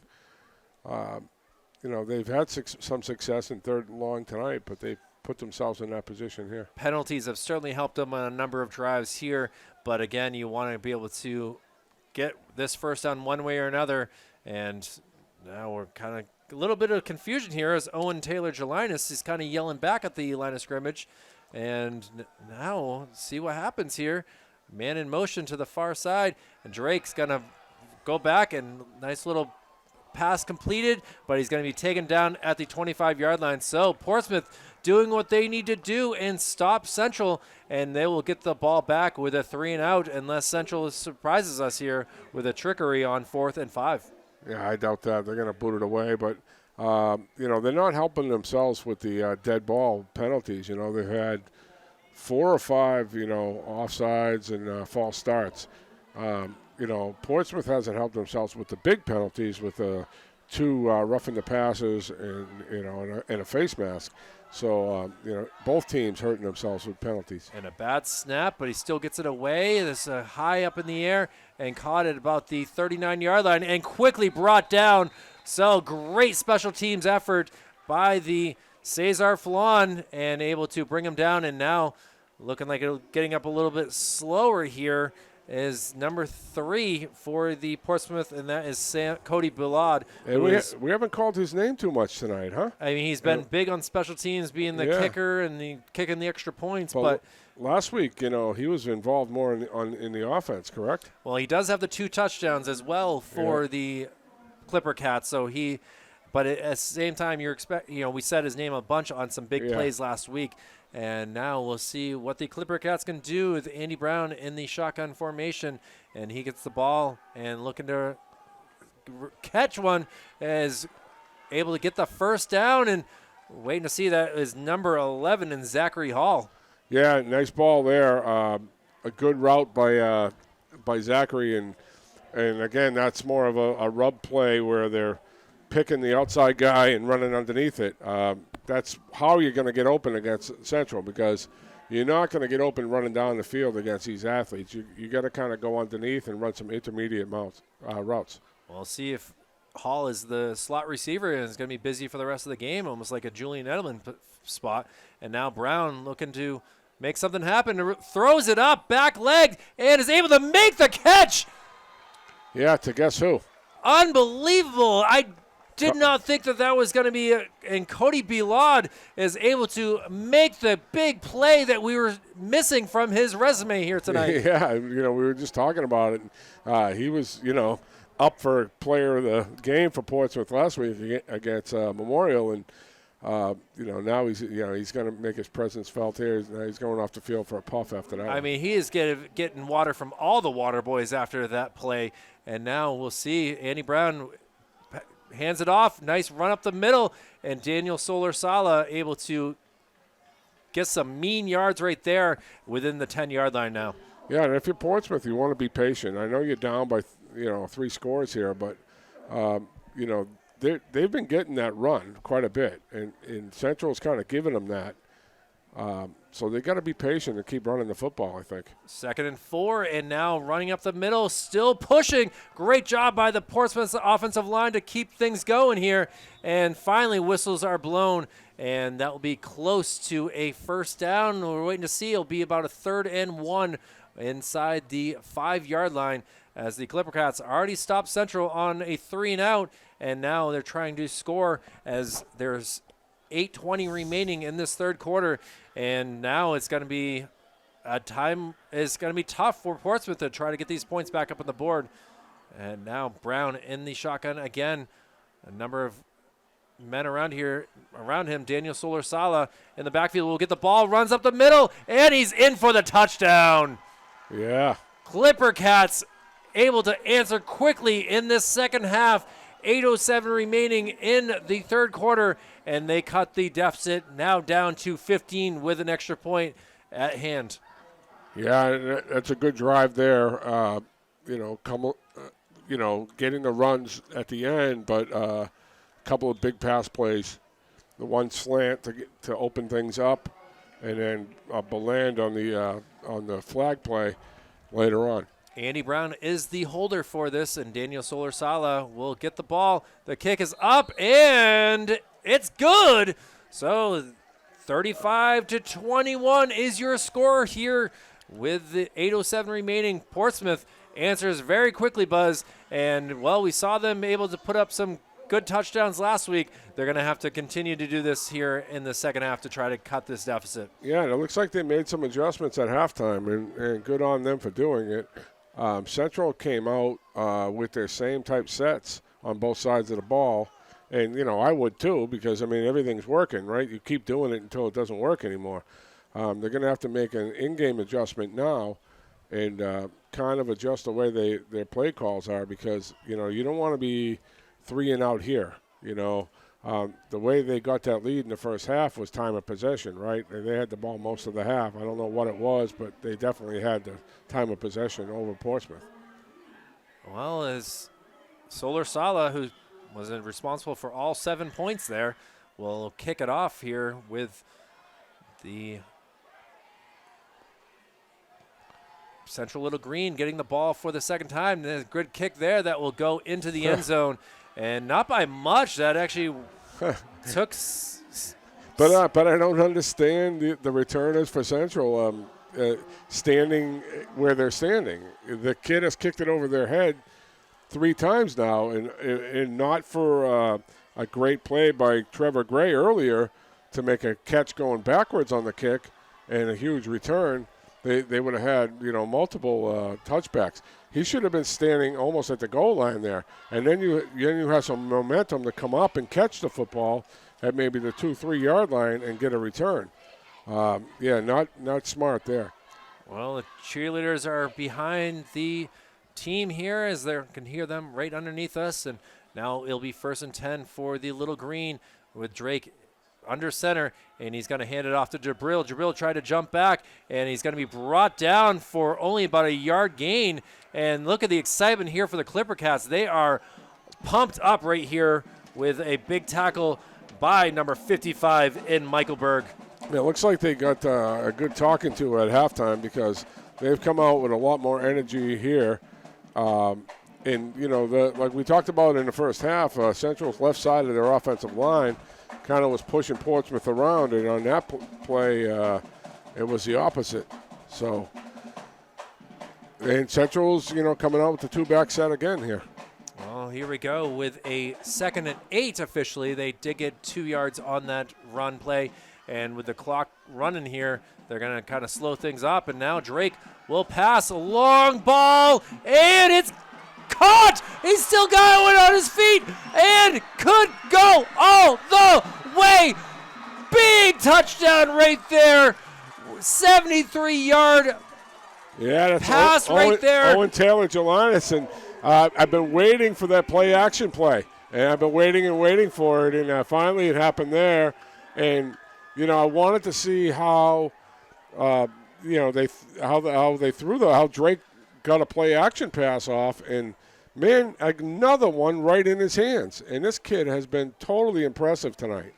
A little tap up to himself to make sure that he caught it. That's why I had to be very patient to see what the play was going to result in. And instead, a 73-yard touchdown. And now it is a 41-21. Now make it 42-21 lead. So they have doubled up the Clipper-Cats here. And, rightfully so, raising his hands up in the air. A huge touchdown right there. And, man, Buzz, we've been able to witness Central look very good in the Jamboree and now have looked good here trying to win their 2nd in a row. Again, it's against different competition. In the Jamboree, you're going against a lower tier. Nothing against Pembroke, but, they haven't scored a point in Division II yet this year. So, they're not a good football team right now. And Portsmouth, from what we saw last week, against Memorial, help me out. What was the final of that game? It was a 19-14. 19-14. So, and Memorial scored late in that game, and Central's got 42 on the board with 7:04 left to go in the third. So, wow. Still a bunch of time to go in this game, but that was a huge momentum burster right there from the Central Little Green. And now they will be kicking right to left across your screen. And kind of a low one here that takes a bounce. And it's going to be picked up at about the 6-yard line, up to the 20 to 25. Still on his feet and finally brought down at the 31-yard line. So yeah, that's number 0 again. We don't have him. So. And trying to say that he recovered the fumble, but a little too late on the play as he was brought down. But a great jump by Jabril to try to get the ball back. We got a player down for Central. And not moving here. And now finally seeing some hand motions here.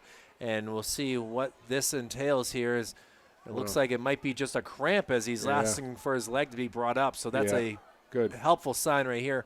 We'll get a name and a number in just a moment here as Portsmouth will I like the kick. I like the kickoff. A nice squib kick right down to the goal line. And let your athletes get down there, your kick coverage team get down there and make a play. And so far, the squib kicks up the middle have given Portsmouth, probably 35-yard line and out. That was a little bit better. But, what's going on? Yeah, it's just got a cramp, I think. Well, Glody Hamisi has done a great job so far on these kickoffs. Seems like he's got a very powerful leg and really has done a great job of just placing it in tough spots for the Clipper-Cats to be able to return. And now we're still waiting to see this player who it might be, and as his leg is still up in the air trying to get this cramp out. And it's certainly tough. I mean, it's 70-degree night here in late September, Buzz. Crazy. And really, it's beautiful. If I'm coaching, this is I'm loving this. Right. This is the weather it's a little warm for the kids maybe, but again, it hasn't been that cool at practice yet, so they're acclimated to this type of weather right now still. So they're used to the heat from the summer, right? And they're fine. You can play all night in the weather like this. And this is Cesar Fallon who is having these issues here. So we'll see. He's been a big part of the offense here. He was limping earlier too, right? He was. So that's why it's to know that this is only gotten worse and worse, and we still have 18 minutes to go in this contest. And now 1st and 10 for the Clipper-Cats, man in motion, and he's going to be eaten up and swallowed completely right there as trying to get Daniel Solar-Sala going, but instead the defensive line comes in big and clutch right there, and none other than number 60 who was able to do that. Yeah, you're up by 3 scores, and you can take some chances defensively here, and they didn't really have to there. The defensive line came in and made the play. So, again, the coverage has been good for the most part for Central, except for a couple of big plays for Portsmouth. So, well, 2nd and 11 now as Andy Brown under the shotgun gets the ball, rolls out, now flings it downfield. It has a man, and it is incomplete. Yeah, he did get behind the Central defender that time, and it's that same type of setup that we saw last week where, he just rolls a little bit to his left and then sets up and slings it. Central player with another cramp behind the play. Oh, tough one right here, as this is a big part of their offensive and defensive line, and that's John Dang, who is down way back at the 15-yard line, and he is at least sitting up here, unlike Cesar, who was kind of down on the ground. And now we'll see if Dang can be okay. Yeah, and good sportsmanship there by Beland for Portsmouth. I mean, he's probably one of their best players, and he saw the kid down and he went sprinting over to see if he was okay. So you love to see that. You're battling here every down. And, football is a tough game, but these kids know how tough it is for each other. So when you see the sportsmanship like that, you love it. It looks like maybe just a cramp. These guys got to put some mustard on their hot dogs, right? Yeah, we talked about that last week with pickle juice and mustard being a huge help. I know for other people, they have said to put some emergency into a Powerade or a Gatorade. Yeah. That helps out as well. Yeah, we're going to flip over to mustard because pickles are a tough subject in Manchester right now. So that's a good point. We'll stay away from pickle talk. We'll go with mustard. Absolutely. As here we go with a 3rd and 11 here from the 30-yard line. Portsmouth Clipper-Cats going left to right across your screen. Andy Brown under center, gets the ball, looks, flings it. This one is just unable to get that, and we'll see if there's no flags there. I mean, he was running with him. I mean, it was great coverage against a terrific receiver for Portsmouth. And, Jabril was running right with him, stride for stride, down the sidelines. Central's athletes have outdone Portsmouth athletes tonight.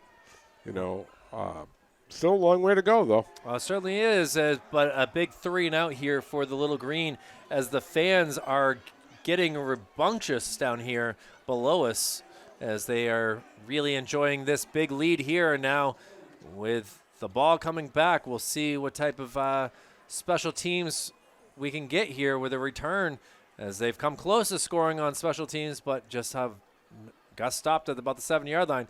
And now good kick here going to the opposite side of the field, and it's going to take a central bounce and finally be brought to a catch at the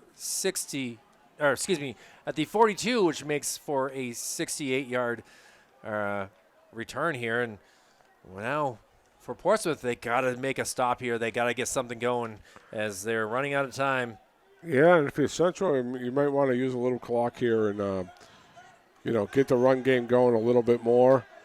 And then, maybe some more of that play action, because the play action, the couple times that they've used it has worked.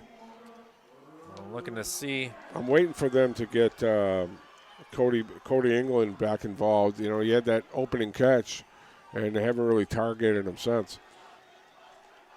Well, they know that you can target Owen Taylor-Gelinas if they need to again, but as we're Romella Diaz to the near side as well. As 1st and 10 for the Little Green. Flan in motion, which is a good sign right there to see him back on the field. And just a run up the middle that's good for about 5 yards. And that's what you want to see on 1st down if you're Central. Go downhill, keep that clock moving. Get a good second and now you have some options on 2nd down. Good for 4 yards on that play. Now it'll be a 2nd and 6, and coming back with the play call.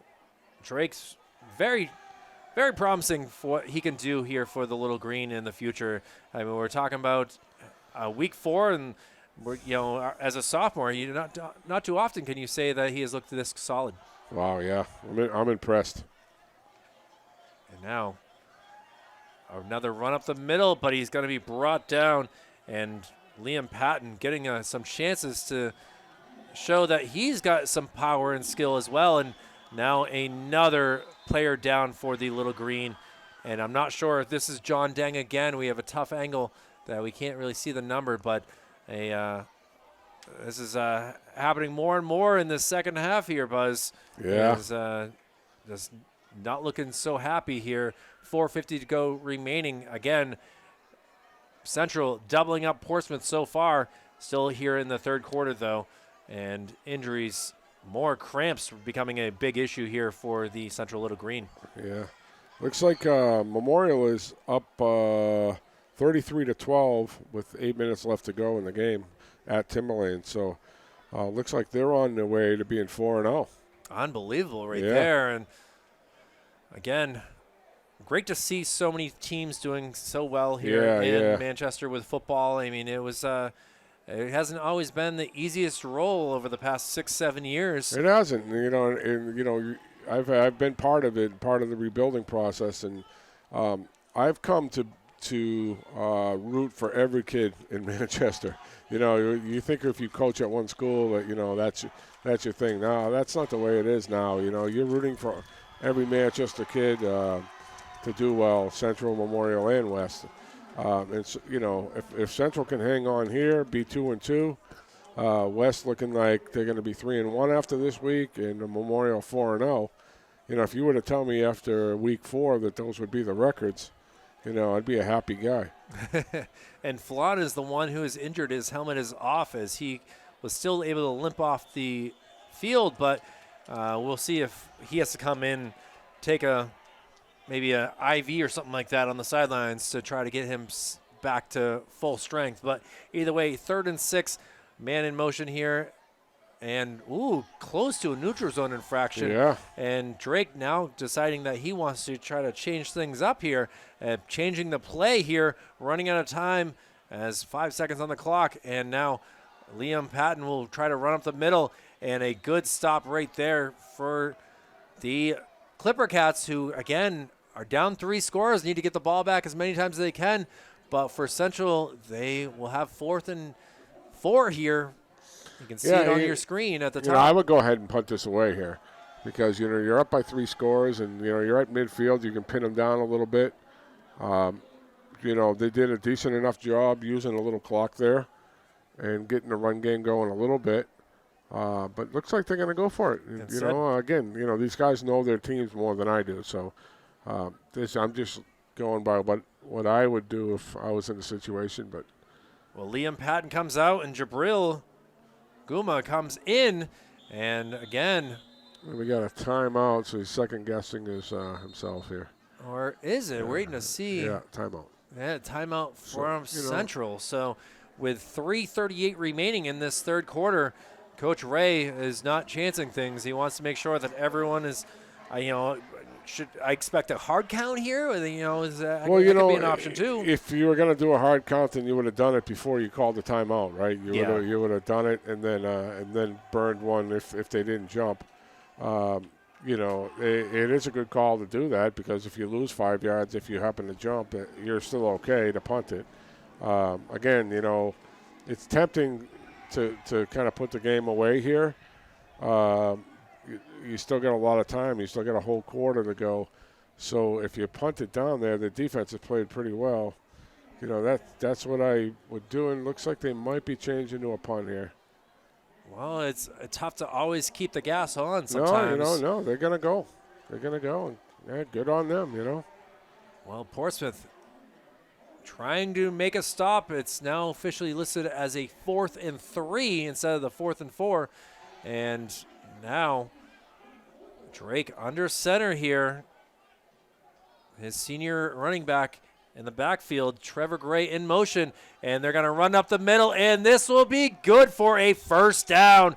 A big play right there for Central trying to continue things, and a number of players slow to get up here for Central as well. And finally they are up and at it, and a first down for the Little Green. Yeah, big block there, and, running downhill. And not only was it a big play on fourth down, 4 run plays in a row with the clock ticking away here, up 3 scores. And, Central hasn't been in this position too much, up this much in a game. So over the last couple of years. So you got to learn on how to win, too, You have to figure that out and try to, finish the other team off. Well, it's always tough when you're, watching the team come back. You want to make sure you're confident. And now a nice little handoff, able to get some moves. Still on his feet, surrounded by Clipper-Cats, and finally brought down at the 20-yard line. Trevor Gray doing great things, and now flags being thrown all over the place as the helmet was taken off. Oh, yeah, that's Gray. automatic. It's automatic. That's 15. If he took his helmet off on the field, I don't know. Did his helmet get ripped off? I though? thought it got ripped off, so that's why we're waiting to see what the officials have to say on this. Yeah. And what a cut. I mean, what a cut. That kid is a player. Just a quick handoff with him in motion and caught the Clipper-Cats surprised here. And now 4 officials together to try to decide what to call. And the ball being moved to the west, so it is on Portsmouth. And yeah, he must have ripped his helmet right off, because all I saw him was with his helmet on, and he's upset on the bench right now. So, he ran away. At least he didn't react and get an unsportsmanlike after. So now they're looking like they can, end this quarter with a score if they can just keep running the football and running some time off the clock. Well, here we go. 1st and goal from the 10-yard line, as now Drake wants to throw. Looking. Now he's got some blockers trying to cut it back. Still on his feet, cutting it back, and he's in for the touchdown. Wow.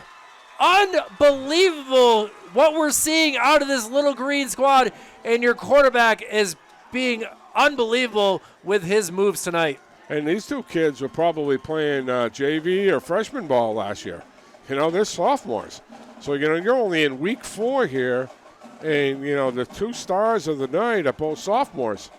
They've had a lot of players step up, but, Trevor, that last play, I'm still got my jaw to the ground after that cut he made. Kick is up, and it is good. And now the Central Little Green leading this game by a score of 49-21. I have to ask Mr. Stat over there, the PA announcer, when was the last time Central put 48 up? I don't know. This is shades of old Central. Absolutely, and it's been a number of years. The 2000s was really their prime dominance here in Division I football, and I believe that might have been called Division L then? Class L, no. Class L, no. Okay. It's been a long time since it's been called that. Well, either way, great to see what's going on here from Gill Stadium. Coach Jim Schubert Field is on fire tonight, where it seems like home cooking has been very good for Little Green with that big win last week versus Concord, which Concord at that point was talked about as being... Yeah, they were in the top 10. I mean, unbelievable that they were able to take down the defending champion Londonderry Lancers. And now Little Green showing that they're more than capable of doing some things here in... And that was a totally different game, right? That was a 14-7 game, one-score, low-scoring game, and this has been wide open. Well, now Portsmouth Clipper-Cats not giving up and brought down, and you can feel the excitement here by a big tackle by Jabril. Yeah, and these kids are showing their athleticism. They really have athletes, and I noticed that. It was hard to notice it in the Jamboree, to be honest with you. It was hard to notice it because, Pembroke is, so weak, and I hate to say it. I'm not calling them weak. That's your hometown. It's my alma mater. I get it. They're down right now, and it's not on anybody. It's just that they're down right now, and they were mismatched in that Jamboree. So it was hard to tell just how good Central was. But against a Portsmouth team that's a pretty good ball club that was in a tight game with Central last week. Central's had their own way offensively. Well, now a 28-point lead for the Central Little Green. Andy Brown, 1st and 10, will hand this off and trying to make something happen, and it's brought down. And this could be a loss of about a yard right there. And Daniel Solar-Sala trying his best to make something happen here, but seems like the Little Green defensive line has been something special as well. And you know what else this does? It shows is it lopsided? Is the East not as strong this year? And Central playing in the Central Division, and this being a crossover game. And Portsmouth and Memorial going to a one-score game last week. So, well, 2nd down here, and Brown trying to throw something up, and is it? No, an incomplete, close to being picked off, which would have been phenomenal field position, and trying to get his hands underneath that was Romello Diaz, but was unsuccessful. And now a 3rd and long here for the Clipper-Cats. And the Central DBs have played a tremendous game as well, because Brown is no slouch at quarterback. We saw him last week. He throws a good ball, and the Portsmouth receivers have not got open too much. There was a couple of times where they had a couple of big plays, but for the most part, Central's had their own way, and they're playing little man right now. Zachary Hall on the far side. We've seen his ability, and Cody Beelan also been able to catch some big passes.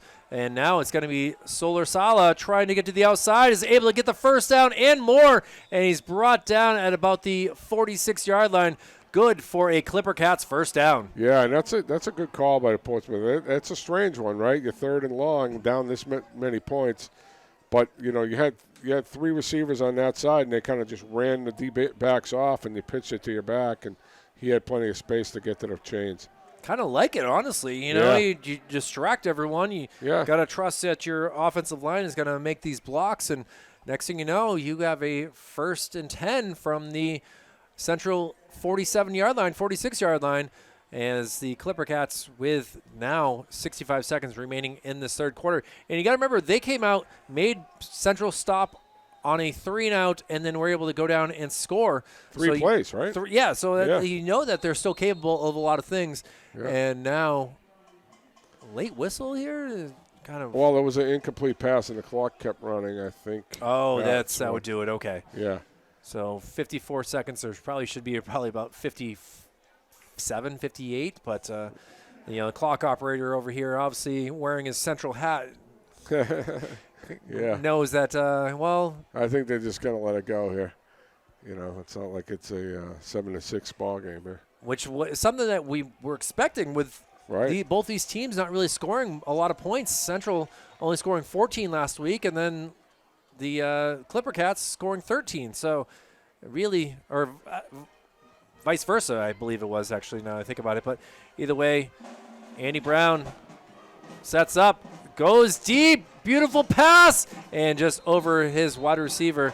It was double covered on that play as well. And you saw the Central cornerback running stride for stride and the safety up behind. So, no room for Portsmouth to get open. And Nash Conklin, who is not as speedy as some of the other guys, is still a very willing and able tight end wide receiver type person. So trying to go for a deep pass to him, and does not work. So it will be now a 3rd and 10 after 2 incomplete passes. And, well, let's see if they go back to the running play as Daniel Solar-Sala in the backfield. 2 wide receivers to the left, 2 to the right. On a drive that Portsmouth has got to get some points from. Touchdowns are needed here, down 28. And now going to pass it over to Solar-Sala, who's got some room, and that's good for a 1st down as well. So, you can run him on 3rd and 4th down to make some plays. The same type play. We got unsportsmanlike behind the play here. There was some jarring going around off in the backfield there. So somebody dropped the wrong word in front of the referee. Well, as we are waiting to see who has done it. It could be both. I don't know. He was trying to separate him. would it be a dead ball? And would we have to do third down again? Yeah, the first down. Or would it be a first down and just okay? That's why I want nothing worse than having a great play and it gets called back because of something stupid. So, and it could be offsetting here. It could be on both teams. Well, it's tough. You've been battling for the past 2 hours. Again, this game started at 6:30. We're now looking at an 8:48 time, and now we got holding on the offense. So personal foul on the defense. Yeah. All right, so we got 2 dead balls, 2 personal fouls. And a hold. So it will not be a first down. The personal fouls will offset, and then if you're Central, you'll take the holding call, I believe. Well, this or they all offset. Is tough as Portsmouth is going backwards here as the flag is still on the field, and they are going deep, sailing back into their end zone area. And hopefully they don't go that far back, but still this is a huge penalty that was already 3rd and 10. And now we're waiting to see where it'll be 10 yards from there. So at the 39-yard line. So we're looking. He marked it 15. So I don't know if that was a hold or if it was another personal foul. So I don't know. Maybe it was a chop block or something like that because he marked it 15 there. Everyone very confused on what to do, where to be right now. Yeah. For whatever the case may be, you're 3rd and forever. And that's not a good place to be with the defensive backs of Central lurking back there. 3rd and I believe it's 25 right now. And a tough spot right here for the Clipper-Cats, who obviously have some skillful players. We'll see if they're able to send it deep in the middle of the field, and it's caught for first down. Yeah, and that's the first time that I've seen somebody running free in the middle of the field. Nice ball, and we saw that from him several times the last couple of weeks. Van Gruner is able to show off his skills and his speed right there on a huge play that will make a 1st and 10 for the Clipper-Cats at the 25-yard line, and that'll make Coach Ray a little bit frustrated as you had him. That is frustrating, but, it's also a really nice play by Portsmouth. So and a little pitch and trying to get to the outside, and some penalties, flags thrown, and Daniel Solar-Sala is brought down. And Portsmouth's killing themselves with penalties, killing themselves. It's bad enough that they're down this many points. But, there was the opposite end of it last week. If you remember, Memorial was hurting themselves. And Portsmouth has had, I don't know, this is their 4th or 5th 10-yard or more penalty, right? We've had a couple of face masks, a couple of personal fouls, and this is their 2nd or 3rd hold. They got to be well over 100 yards in penalties. Absolutely. A lot of these 15-yarders have been huge for the Little Green to continue drives, and now we'll see And as much as that big play hurt them, hurt Central, giving up a first down on 3rd and 30, it's still taking up a lot of time for them to score. We're now going to be going into the 4th quarter. Yeah, the clock has ran there. You're going to be hard pressed to score that many points in a quarter. Well, we'll be down to the last 12 minutes in this contest. A surprise by the Little Green so far, leading this game 49-21. Coach Tom Zoin and Kylie Heavey going for week 4 here, as we've been able to see some phenomenal games through and through. And this one, we were questioning whether to do, and right now I am super glad to see what has gone down here from the Little Green. Yeah, it's good to hit all the schools, right? I mean, we went up to Trinity a couple weeks ago. I missed out on that West game the first week, and now in 4 weeks you've been in 4 schools. So great on you to get to all the high schools, and you want to treat everybody equally, and no matter what the records. But it's looking like it's not going to matter where we go, because all the teams are getting pretty exciting.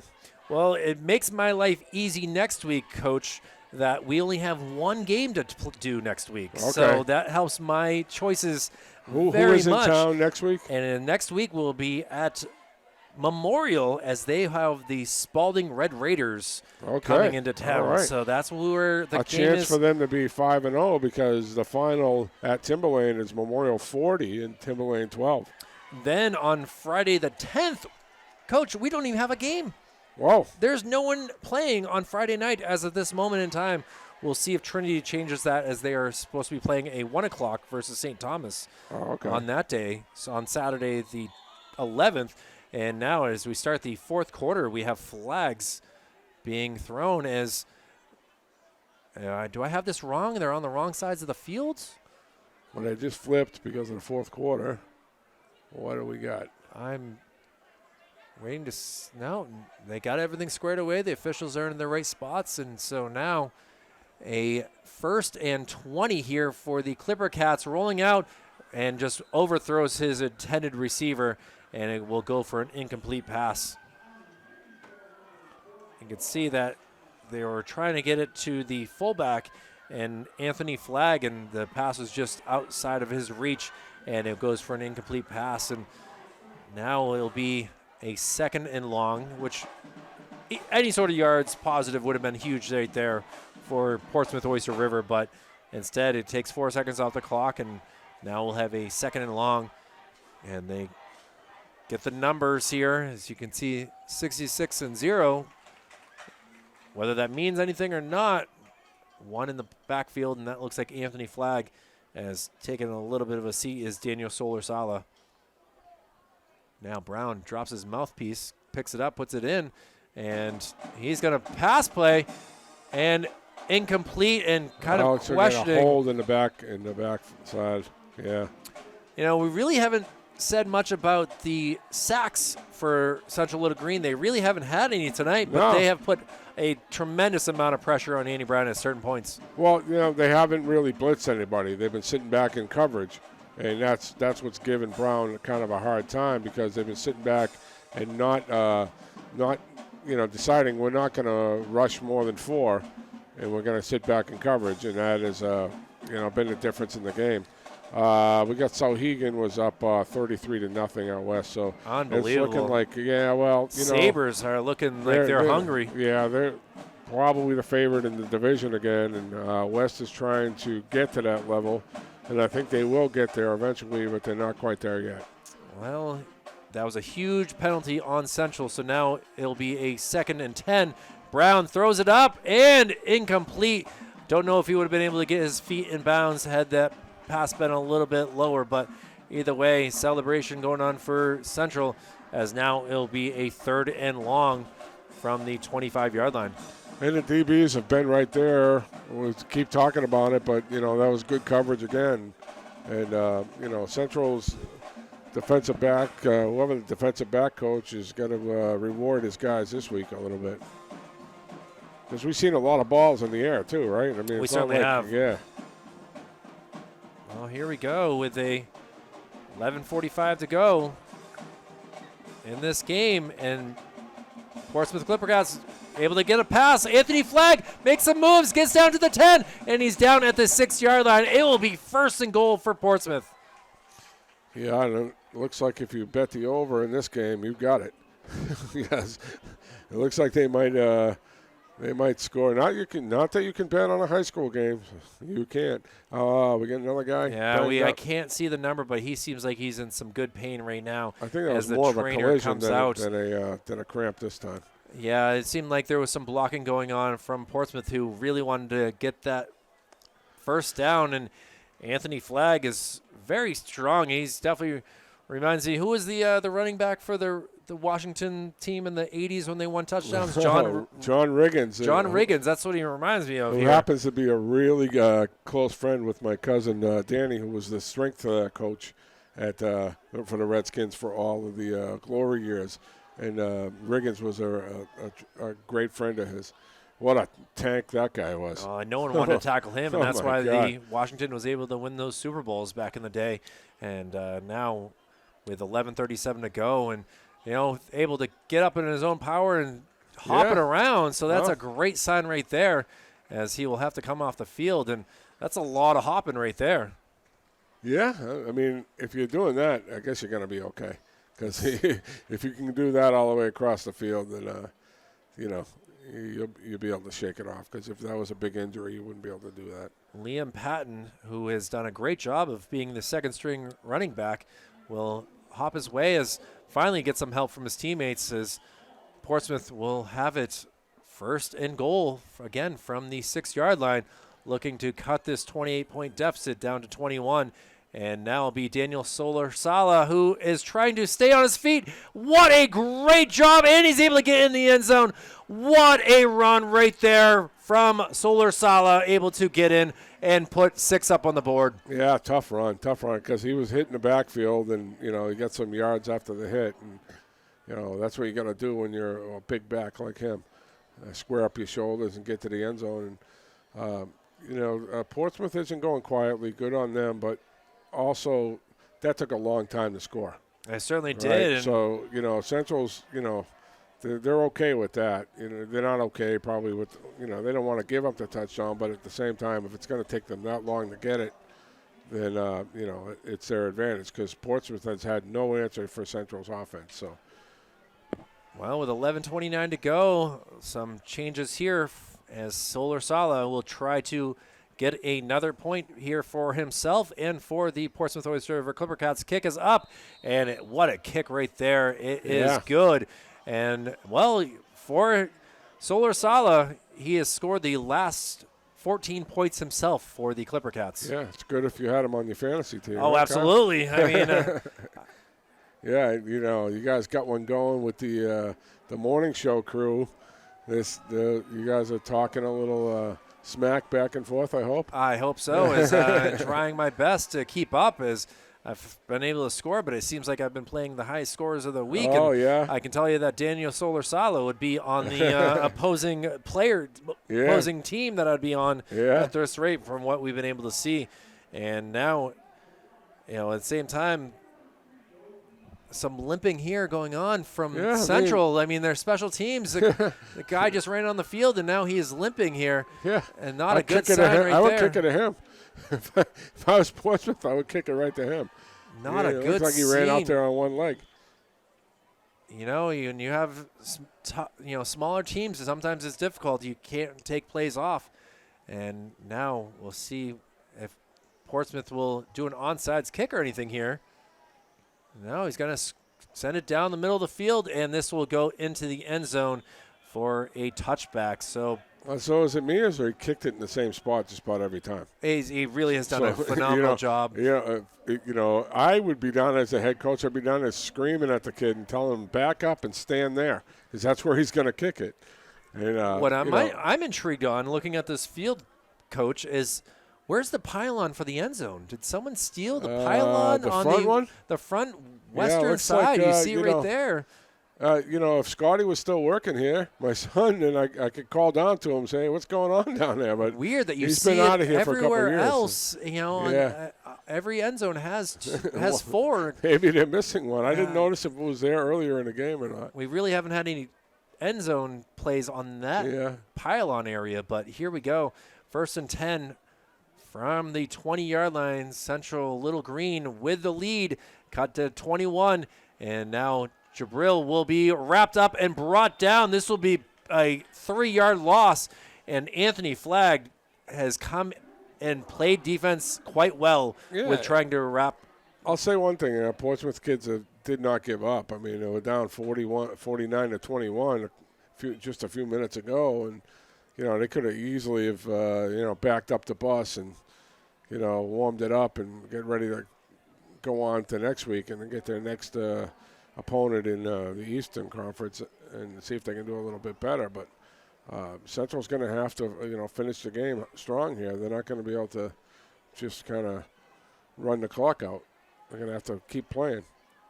Well, we look to see as the Central was 1-2, was still in 3rd place here in the Division I Central. We got a delay. It was a delay.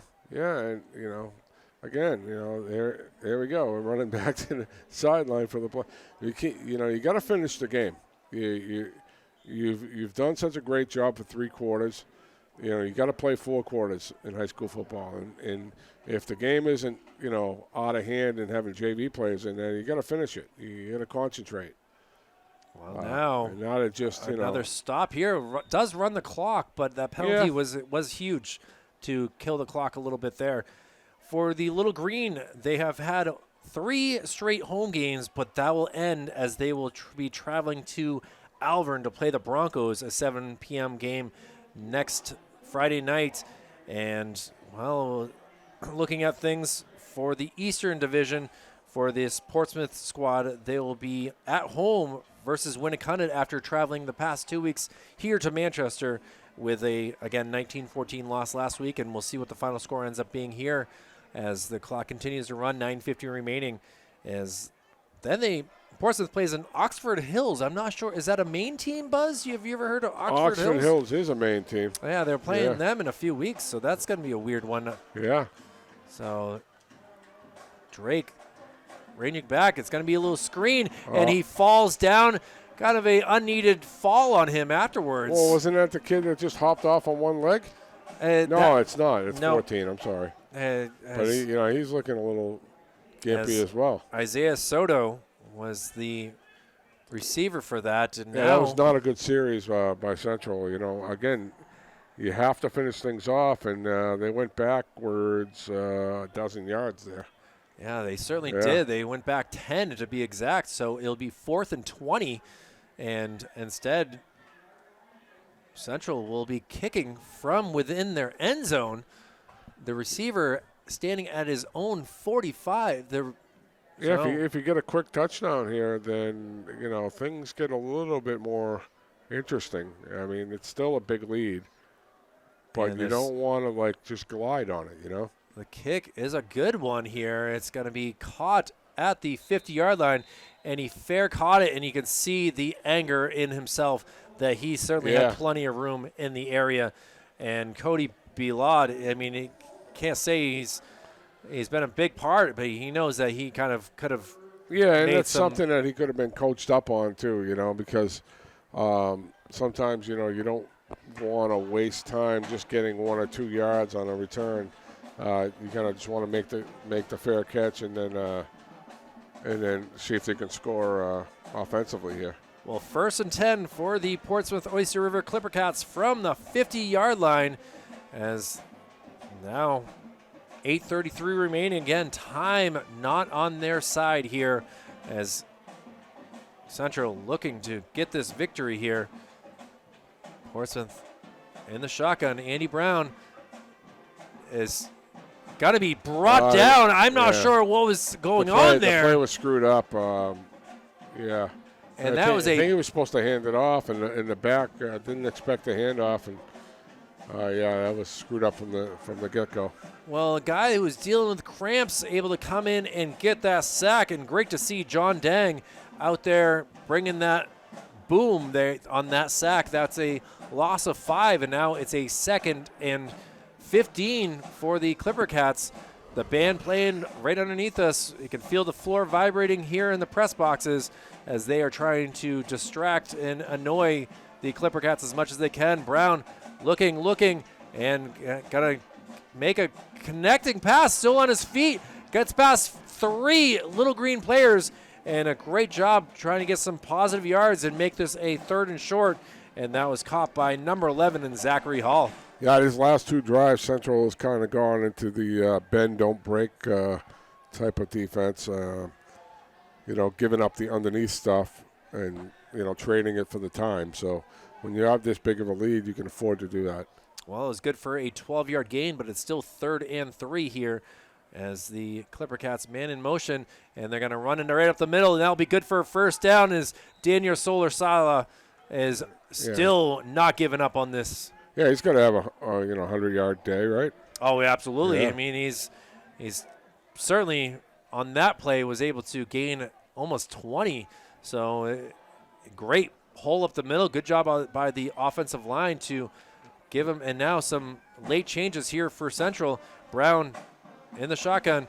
He's going to pitch it out to Solar Sala, trying to get to the sidelines, and he's going to be brought down. Great tackle right there by number 5 of Central. And my goodness, Romalo Diaz was able to. Because he could have got another 15, 20 there. I mean, that's a scary thing to try to see a big fullback running back coming at you, and he was able to hit him in the legs and knock him down. And now will be a 2nd and 7, 6:25 remaining in this contest.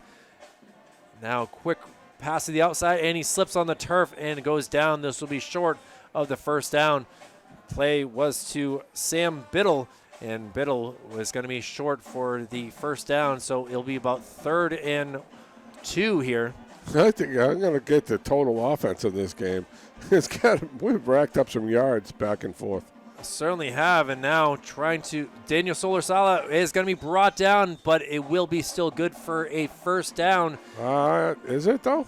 Looks like it from my angle. They're going to have the chain gang come out and check this. Yeah, and he's moving along. Yeah, you got it. You're right on top of that one. These eyes they're not as strong as they once were, but they still help me out with. I can hear you there. So 1st and 10, 5:35 remaining. Andy Brown looking, throws it up and just over the hands there, and will be incomplete.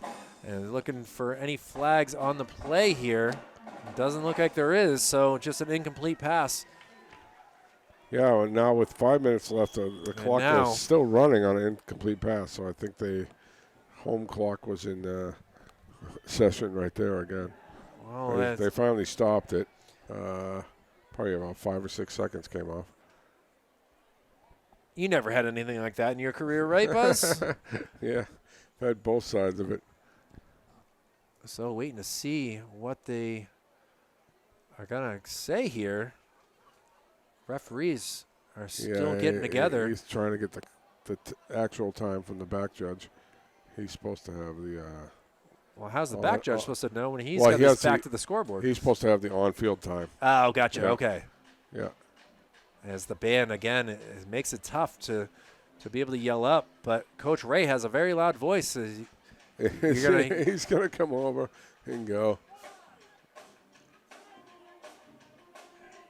5:28, so that will add an extra 10 seconds. Yeah, I kept running out, after the incomplete pass. So. Well, now we got it upside down. Oh, now I got we'll see what happens. That's 52.8, I think. So 5:28 is what it should be. Instead, it's 52 seconds. Yeah.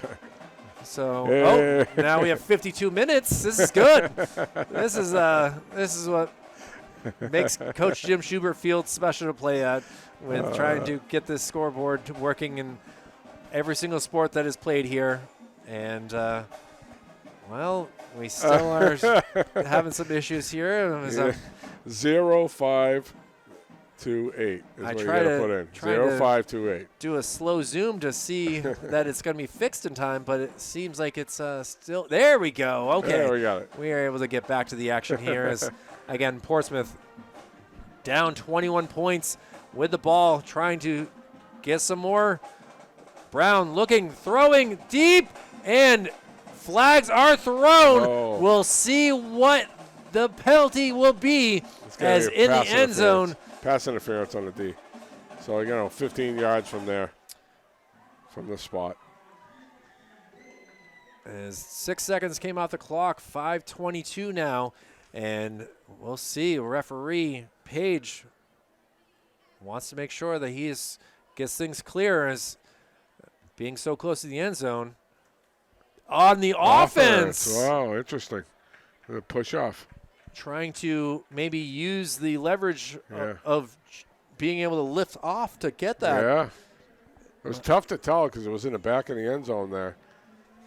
But, he called it on the offense. So we're going to be back from the line of scrimmage. So immediately I thought was going to be a defensive call ends up going against the offense. So now it's going to be a 2nd and long, and we'll see where they put this football as still walking back.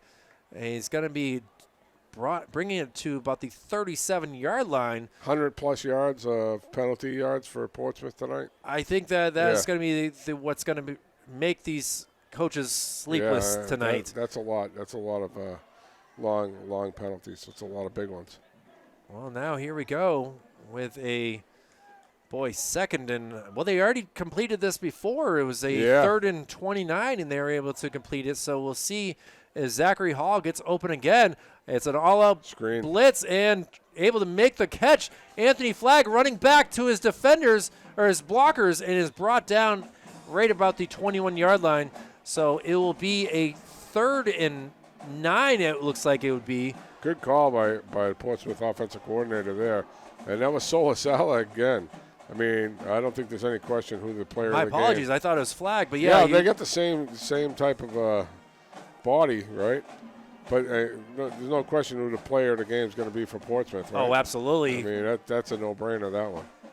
For now, it's going to be a tough one of the Little Green because they've done a great job of making so many different things happen here. But we'll see what happens in 4 minutes and 35 seconds as Portsmouth has a big 3rd down here trying to continue this drive. A nice pass up the middle, and we'll see if they say complete or incomplete. They are saying it's a catch, and that will be 1st and goal for the Clipper-Cats after that 1st down. And that's the 3rd time I've seen Cody pick up a defensive player. One time when Central was hurt, another time on the sidelines, and right there after he made the catch, the DB, he gets up and pats him on the back. So good sportsmanship by that kid. Love to see it, Cody Belod. And now a little pass play, and look at this, able to go in for another touchdown. Yeah, I mean, that kid's having a field day. Daniel Solar-Sala able to go in for the 3rd time in the second half, and he's going to be out there for the extra point as well. Sure, why not?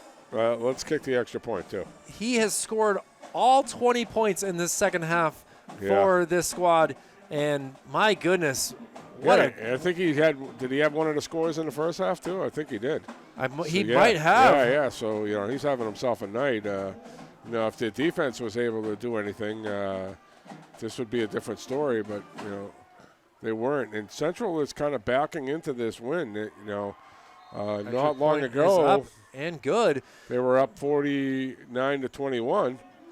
And now all of a sudden you're, 49-35, and you're not really ending the game. And again, that comes back to them not being in this type of position much in the last few years, with a big lead late in the game.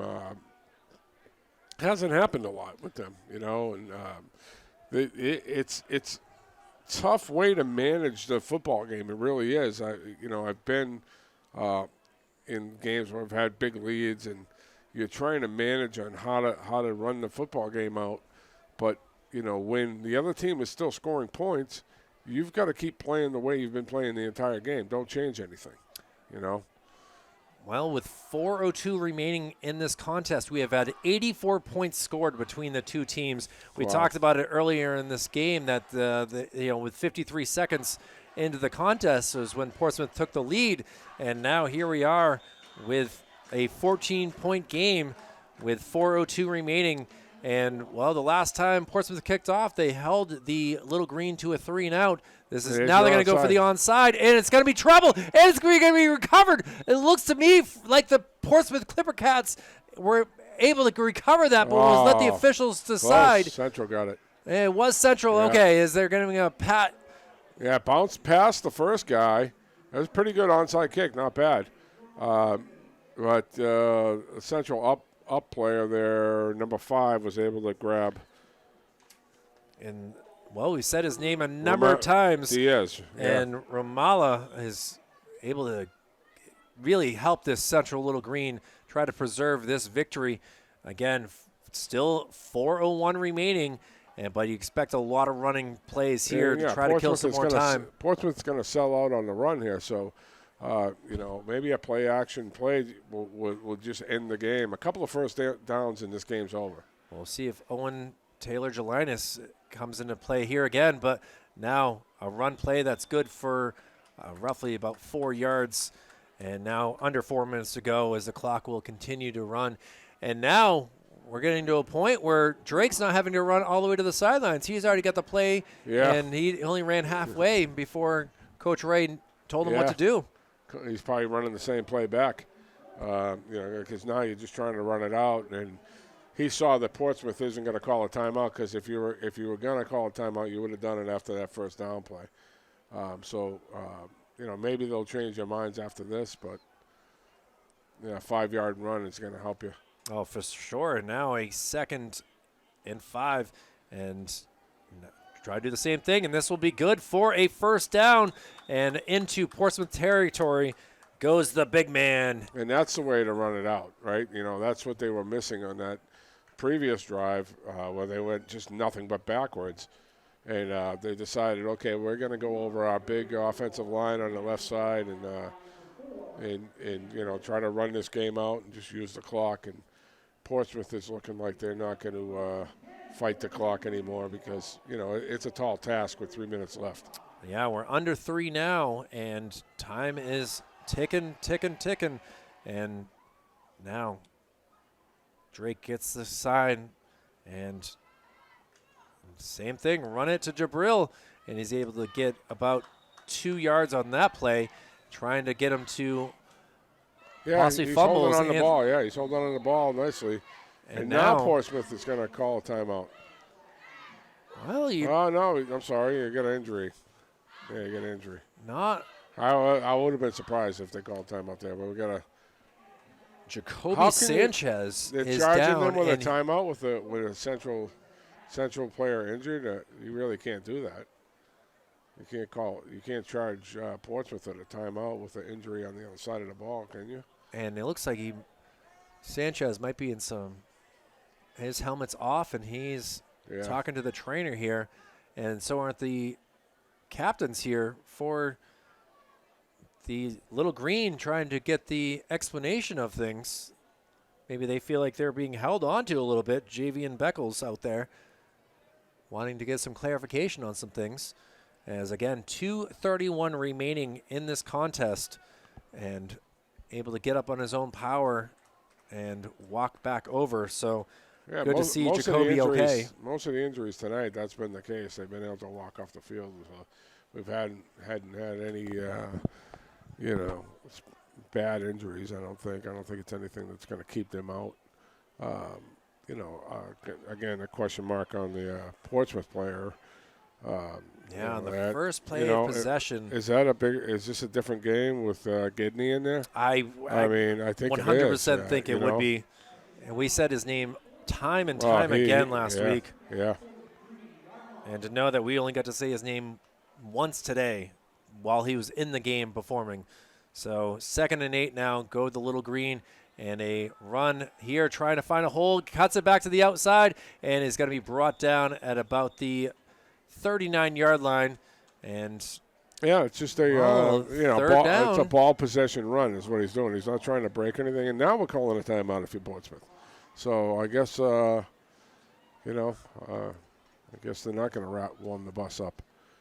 Well, the bus obviously has still another 45-minute drive after this. So with the price of fuel these days, if you're lucky, it's 45 minutes. I tell you what, Kyle. I'll tell you one thing I'm not going to miss about coaching is the bus rides. When I got over to Memorial the last couple of years coaching basketball, they're rough in the wintertime too, man. You're getting out of games really late, and you're far away from home, and now you're going to hop on a yellow bus. And I've put many miles on those yellow buses in my life. Well, we do have a final from Plastow as Memorial gets the W 40-12. So we have a chance next week to see them go 5-0 versus Spalding. But here we are still in this game here. Little Green trying to get a first down, and he's going to be stopped and wrapped up, but still kept going, but finally brought down. And timeout by Portsmouth. 2:14 to go. We've seen Central go for the 4th down before. Do they go for it again here? And I think Portsmouth calling these timeouts. I don't think the coaching staff has any dreams of tying this game up. But what it does do is it shows your team that you're not giving up on them. So I don't blame them for calling the timeouts. You want to show your team you're not quitting, and you're telling them not to quit. So you're not going to quit coaching either. So coach it to the end. And if you're Central here, you can probably run this football again. Try to get the first down. And if you do, then the game's pretty much over. If you don't, then you're back on defense. Well, here we go with a 4th and 4. And we're getting into our third hour almost of this football game, too. Yeah, it's 9:23 here. And now Central's calling a timeout. So, a 6:30 start, we're like, okay, yeah, good. We got a 6:30 start, but this has been one long football game. It certainly has. And, again, 4th and 4 from the 40-yard line, 2:14 remaining. A 49-35 lead here for the Central Little Green, trying to get to 2-2 on the season, and that would be a huge spot to be in as they're facing the likes of Salem and Pinkerton that are leading their division. Pinkerton facing Londonderry tonight, so that's a big game right there. Yeah, the MAC plaque, right? The MAC plaque's always a big one right there, and I don't have any score updates from that game right now. And that's a sign of the fall, and that's a game that was always played on a Saturday because, they didn't have lights back in the day, and now, being played on a Friday night, how exciting is that? It's always fun to play under the lights, and now Coach Ray comes back off the field. And now we'll see what happens. I know that Goffstown and Bedford were facing each other tonight. Bishop Girton and Salem were facing each other. So there was some big D1 games here going on all around the state. And Central Little Green trying to just end this here if they can make this 4th down. And Drake. We got another timeout. 3 in a row here called between the two teams. Oh, boy. Nobody's taking anything home with them tonight. That was trying to get Portsmouth to jump, and they didn't jump, so now we're going to burn another one. Interesting. So looking around the divisions, we still have Exeter undefeated. They face Winnicott tomorrow. Yeah. The Warriors are 3-0 as well, so that's a game of 2 unbeatens out there. But how strong is the East? Now you got to question it because now you got Central coming in here and putting a 49 spot up on Portsmouth, who has given Exeter and Memorial trouble the last couple of weeks. So I don't know. Maybe the Central's a little bit stronger than the East. And now a handoff trying to get around. It worked in the early part of the game. Oh, he still is able to keep it in. He steps out of bounds. And that will be good for a first down, which is the most important part of things. Yeah, but you don't mind him going out of bounds on that one because you wanted to get the first down, so that's okay. Because now it's still showing 3 timeouts up there, but Portsmouth I think is down to 1, right? That's so correct. Now you're not even going to burn one. I don't think. I think you're going to just. I don't think they're going to knee it out. They might just run a play to their left side like they have been doing. Well, him stepping out of bounds killed the clock. Right. So down after this first down play, they might be able to just knee it the rest of the way. 2:08 remaining at the 32-yard line. Central has put on a performance to remember here tonight, and now whistles all around here. Waiting to see what exactly is going. And a flag is going to be on Central. The guy's lined up off sides again. And so now, yeah. Buzz, I feel like this has been the longest 6 seconds in football time of my life here. It's just crazy. 3 timeouts, yeah, a penalty, yeah, stepping out of bounds, and now here we go with trying to get this victory here. Little Green, 1st and 15. Now run play. And he's going to be wrapped up and brought down. Anthony Flagg in there on that tackle along with him. Really haven't said his name too much, and that's Henry Dorley, number 86. So under 2 minutes to go, and Coach Ray is yelling for some changes here possibly to finish off this contest. Coming out there. Yeah, he's getting his couple of new backs in there, a couple of new skill guys. Joseph Lopez, who has been huge on the defensive side of things, will come into the game as a tight end.